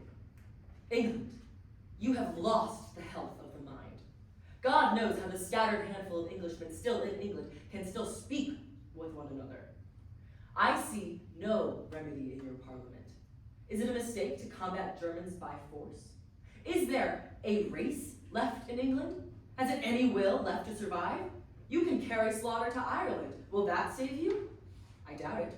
Nothing can save you save a purge. Nothing can save you save an affirmation that you are English. Now, let me tell you some facts. No Rothschild is English.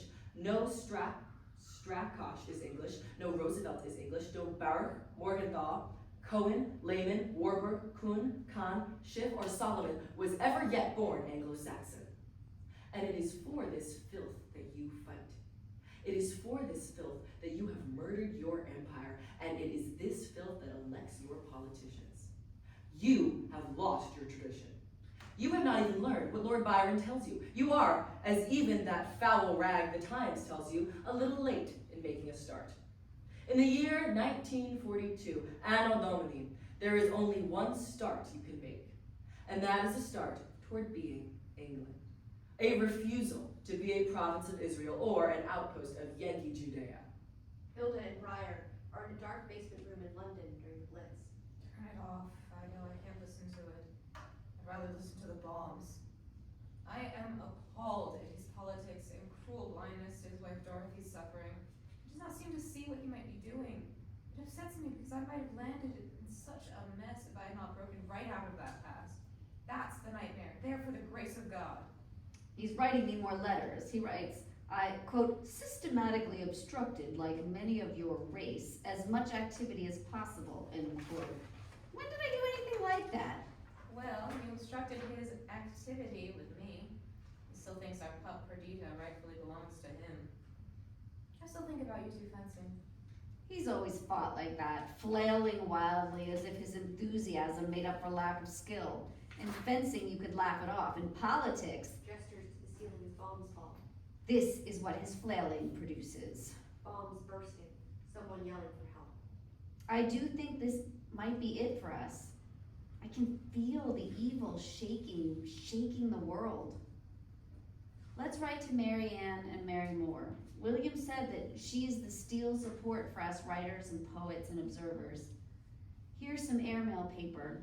Make sure the ink doesn't bleed so you can use both sides. Dear Marianne, we are so keyed up and happy in our fortress. I feel that you are sharing our glory here. If we don't survive, you will. I think our hearts were broken so often that there had to be a final resurrection, and the air alarms brought things to a burning focus and reality. We are living in this burning light of life. Life is so beautiful, and chairs and tables so important, and every day one is so grateful for the wall about one, the roof, the unbroken windows, all very primitive, but a clock, a chair, a thimble comes alive in the terms of Rilke the poet, or William Carlos Williams' wheelbarrow for that matter. But Mifflin is threatening to bring out my collected poems again. I presume it could have interest just now, but I've stated to them that I was especially anxious not to publish anything until after the war is over. My love to your mother. I'm glad you are spared all this, but somehow sorry too, as your fervor and intensity give new life to the very bones. But you are sharing in all this. Love from Hilda and Briar. Booms and gunshots ring out. Hilda and Briar hold each other. Marianne hangs upside down as her mother chokes down sardines. William Carlos Williams is dancing nearly naked in his office at night. And the FBI agent knocks down the door to the studio and approaches Ezra with handcuffs. Ezra jumps away, makes a Nazi salute, and moves once again to the microphone. You're calling, this is Ezra Pound speaking. FBI agent arrests Ezra and takes him away. Ezra laughs maniacally. Hilda put the letter in the envelope, kisses it, Mrs. Breyer, blows out the candle, and all the rooms go dark. End of Act 3. Act 4, Scene 1. Awards ceremony. American Academy of Letters, New York City, 1960. William, Ezra, Marianne are sitting around the table.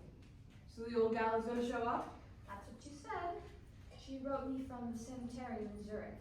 She was a full-time analyst. I had a full-time analyst in the bug house. You won't believe the people I met. Let me give you some facts. My present position is that my name isn't Jewish, it's Egyptian. Ez meaning rising and Ra meaning sun. Now that's a proper honorific, and the goddamn Yids pinched it as they did everything else. Pinches Marianne on the hand. No, Ezra. Bad Ezra. Marianne smacks Ezra's hand. How they ever let you out is beyond me. 13 years in the bug house, and now he's here at an awards ceremony as if nothing happened. I think it was the letter from Ernest Hemingway that did it. I taught Hemingway how to get published in Europe, and he got me out of box. They ruled him insane, incompetent to stand trial, so he's not legally responsible for the broadcasts. But morally, Morally, he died long ago. This is just his body still moving. Ezra starts boxing from his wheelchair. all the best people in America go crazy, with the exception of Miss Marianne Moore. You are our saint. Everyone loves you. You're a rafter holding up the superstructure of our uncompleted building. Ugh, a carrot head, her red hair plaited and wound twice about her skull. We read it in your autobiography and the 3 other biographies you submitted yourself to. God, Billy, didn't you learn at Ezra's University you only have to write 30 grade pages to make your mark? I've done nothing in this world, William. Now, do not go flattering me or what you call my poems. It's you who have published poetry beyond the boundaries. Wasn't it you, Dr. Williams, who said, no ideas but things. Nothing is good except the new. I'm the one who first said make it new. Yeah, okay, Ezra. You were the revolutionary simpleton we all needed. We were through with iambic pentameter. Through? Through with measured quatrain. Through? Hi! Dryad! But now we are old and rotting, like broken green bottles behind the hospital incinerator. Ezra puts his elbows on his knees in the wheelchair and holds his hair in his hands. Shh! Here comes Hilda. Poor thing. She hasn't been the same since she broke her hip. Hilda enters in the walker. She moves very slowly, gracefully towards the table. She rests and begins again. Same old Hilda, making an entrance like she's Psyche herself. She is. You both be respectful or I'll have you both thrown to the lions. I know Muhammad Ali and the director of the Bronx Zoo personally. Yes, I can't open the paper without seeing you at a baseball game or with an elephant at the zoo or getting some award. I personally delivered 3,000 babies in the town of Rutherford, New Jersey. They don't give awards for that. Kicks chair softly. How about me getting the Bally Bollinger Prize when I was in the bug house? I thought old Roosevelt would send me a telegram. 13 years and you're exactly the same. Shh, here she comes. Please try not to act crazy. Act. But my dear Bill, that's what I am. I was officially diagnosed by several psychiatrists at St. Elizabeth in Washington, D.C.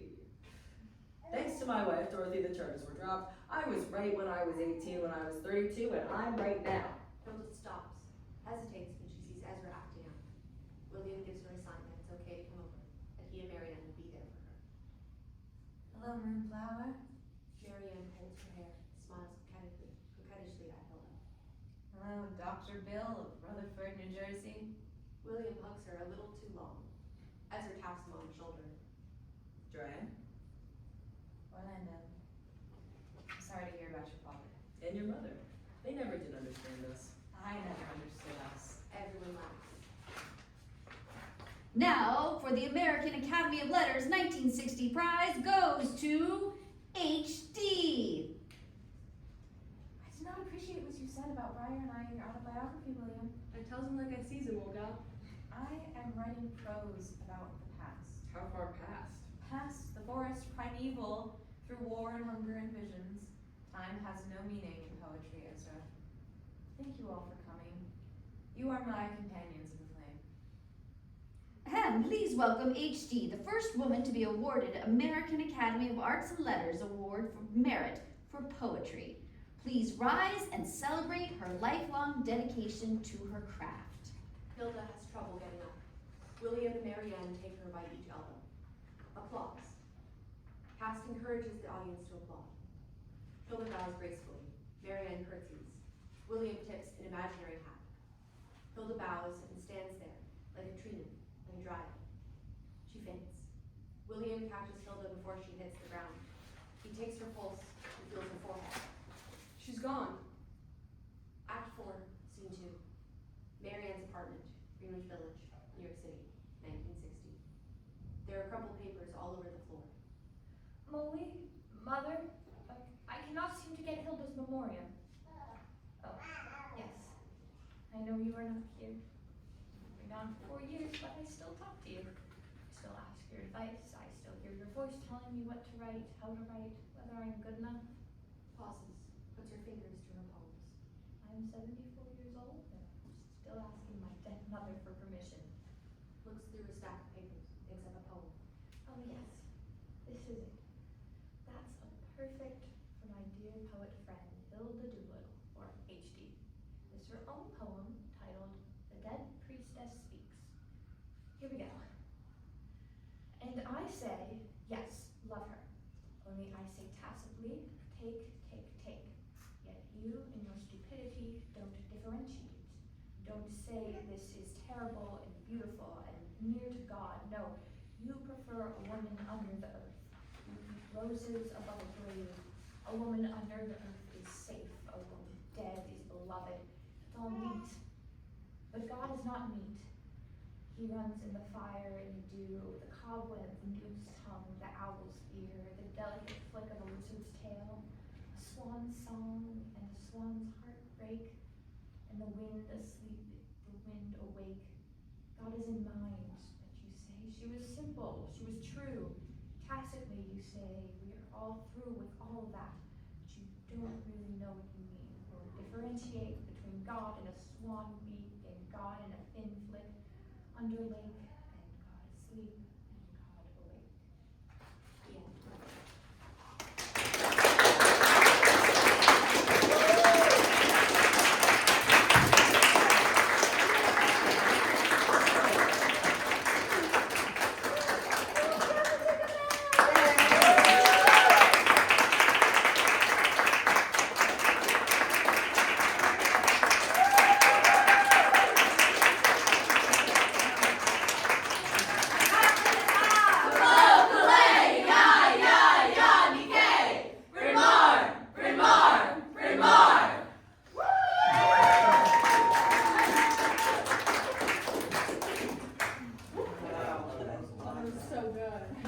And now we have a baby to love. How was your moment? Come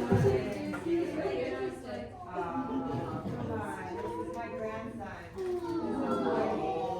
Yes, this is his first theatrical experience. No, it's not that.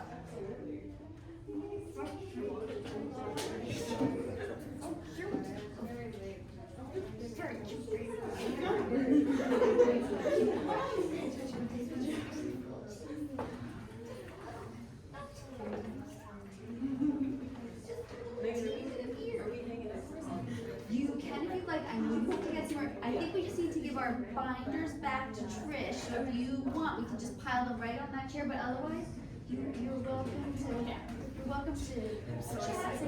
Thank you all so much. Oh, yeah. Thank you all so much. Binders stacking. Breakfast. No, wait, sorry. It's always a weird one. It's gonna have another like, thank you all so much.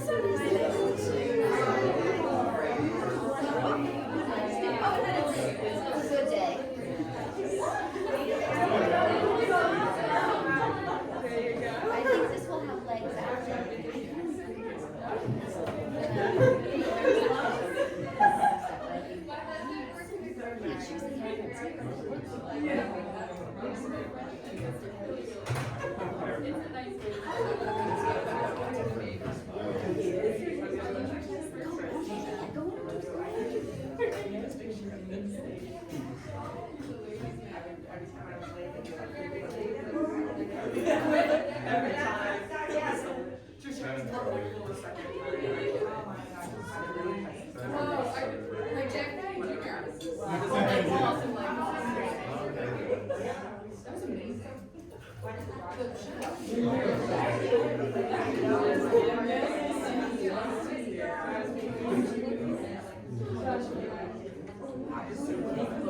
This time I was really getting the with Ezra's broadcast was such like a dynamic. And I can imagine that like really secret. Yeah. Everyone just like it was moving while we were all sitting. And I was like here and there. Yeah. I love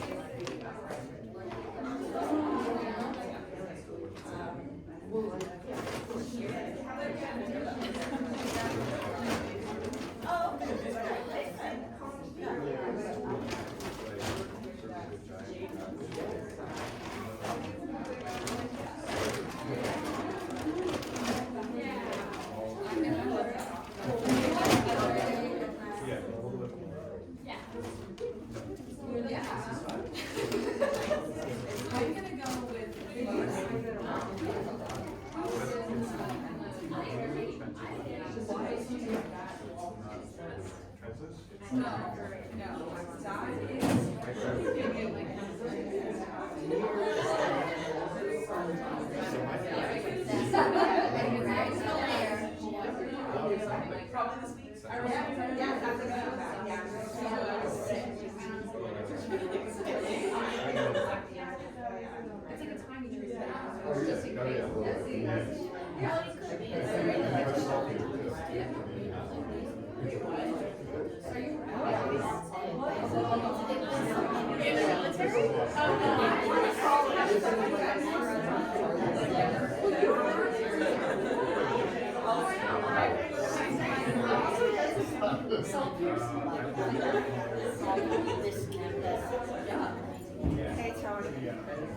Hey Trish, I collected all the things that are over on the chair there. What things? All the strips, they're all. Oh, okay.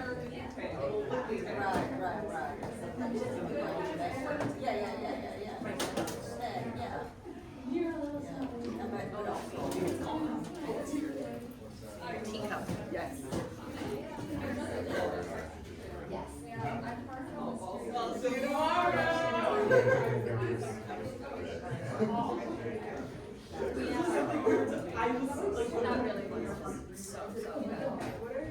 Thank you so much.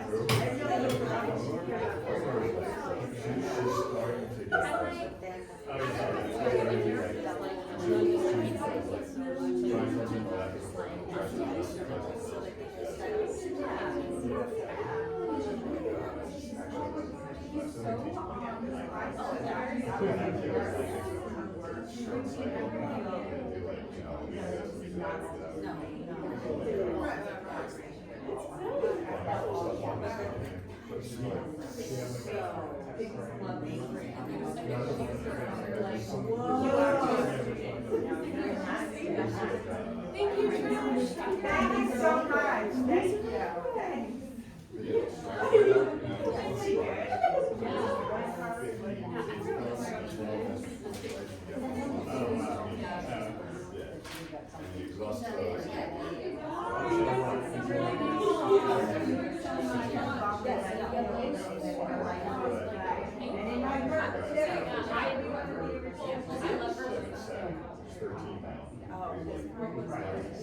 No, he's not.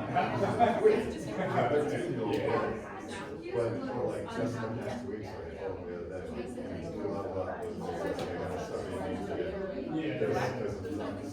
Yeah. 6 months in it, and my muscles are covered. Because he's had Everybody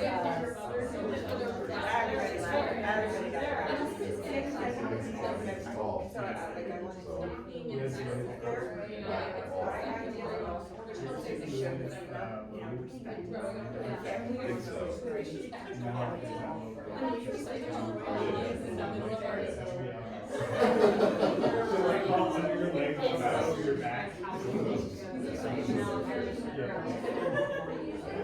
Or it's just, oh, you have some really weird ideas about how to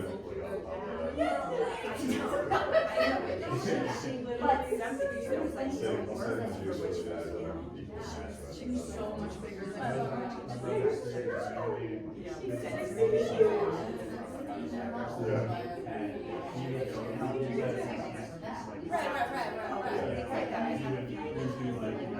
We don't know.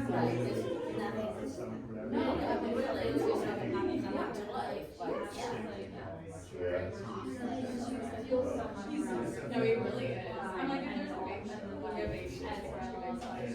have a Oh, you're just so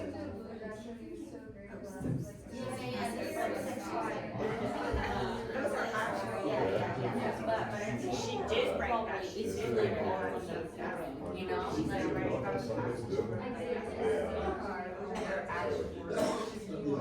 Could come here 1,000 times. But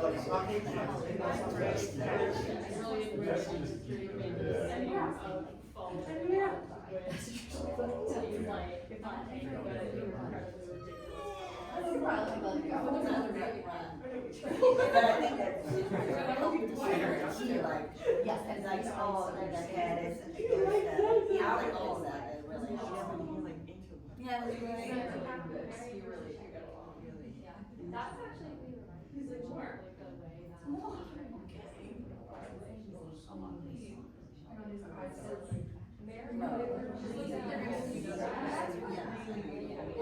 sure. Like that, and there's a memory of him as used to in this place to, like, yeah, and then that ghost of that, exactly. Yeah. So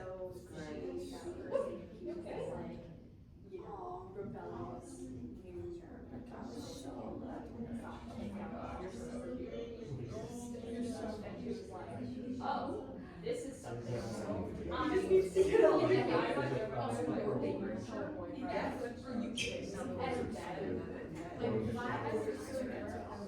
You're in Kansas City? That's where.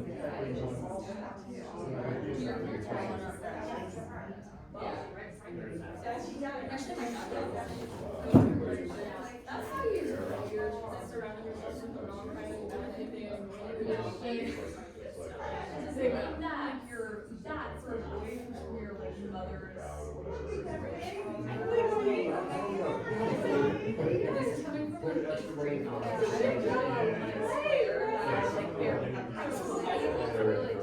yeah, so he's loving the lady. Oh, yeah. Mother's side.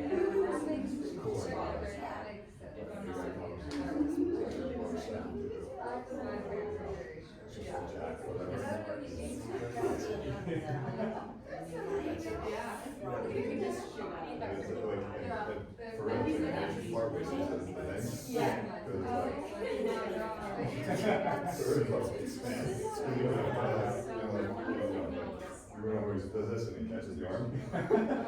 Oh, yeah. And you Oh, yeah. after that, you take it back, put your hooks in, and just fill it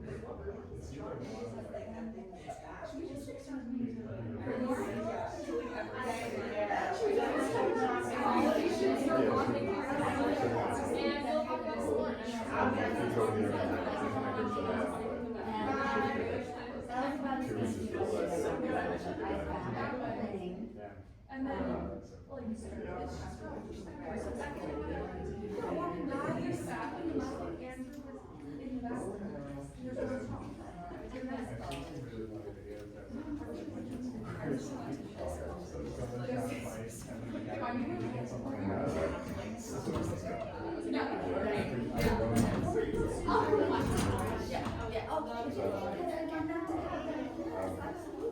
I purposely put practice in that high injury rate. So some people, a knee gets jacked or a plank foot, so it's like, Yeah.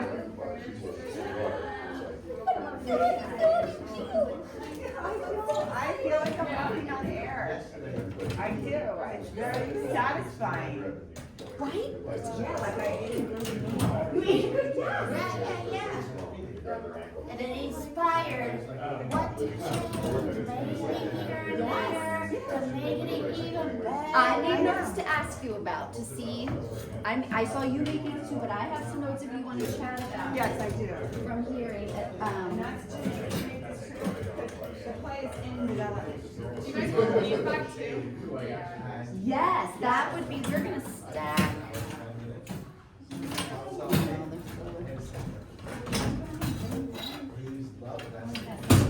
I mean, high can we go before it turns into a hazard?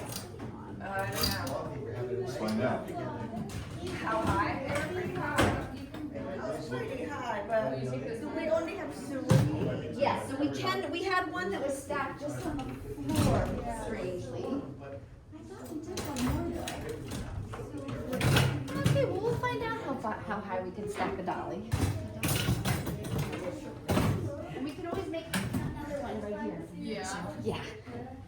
You know, I don't want anyone to be Watch it. crushed by. I don't think this is a good job for me. Man, it was pretty vertical. Yeah, they look good. Yes. And they kind of have to like gloss it.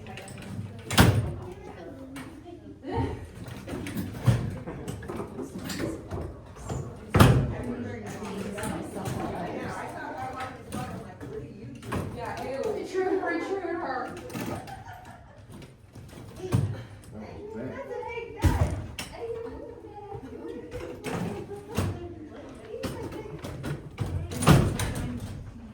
Oh, dang. You're way harder than they look. Oh, you have to. My cute aggression. No. Touch the bed.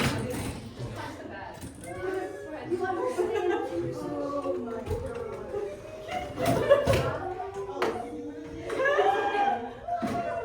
I've got the best photo of when you were over there.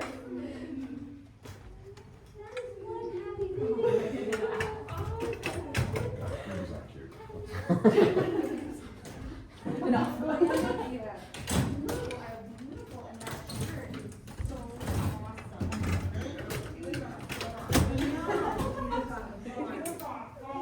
No, but it just looks like here's the homemade kombucha and here's my little man bun. Yes. Adorable. Whoa, sorry to that. Someone had. It's starting to leak. I know, we're getting to Yeah. the point of like, maybe not a good idea. Let's pile it up here. No worries. Yeah. I feel like no. No? Yeah. Good pile? Yeah. What's first? I know. Oh my goodness. Oh, how do you prevent yourself from doing this? So I do that right? Yeah. Crushed it, Jules.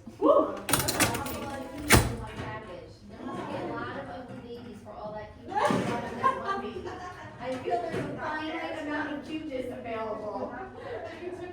He took all of it. He's so sweet. And so happy. Oh, she's a theater baby. A theater baby, yeah. That's what people keep telling us that. Jesus, last like we have one of our dogs. Like there could be gunshots, dancing, choreography, and that dog is like, yeah, this is the show, Mom. Yeah, sure. But he seemed very happy with the acting and the movie. We've been told that.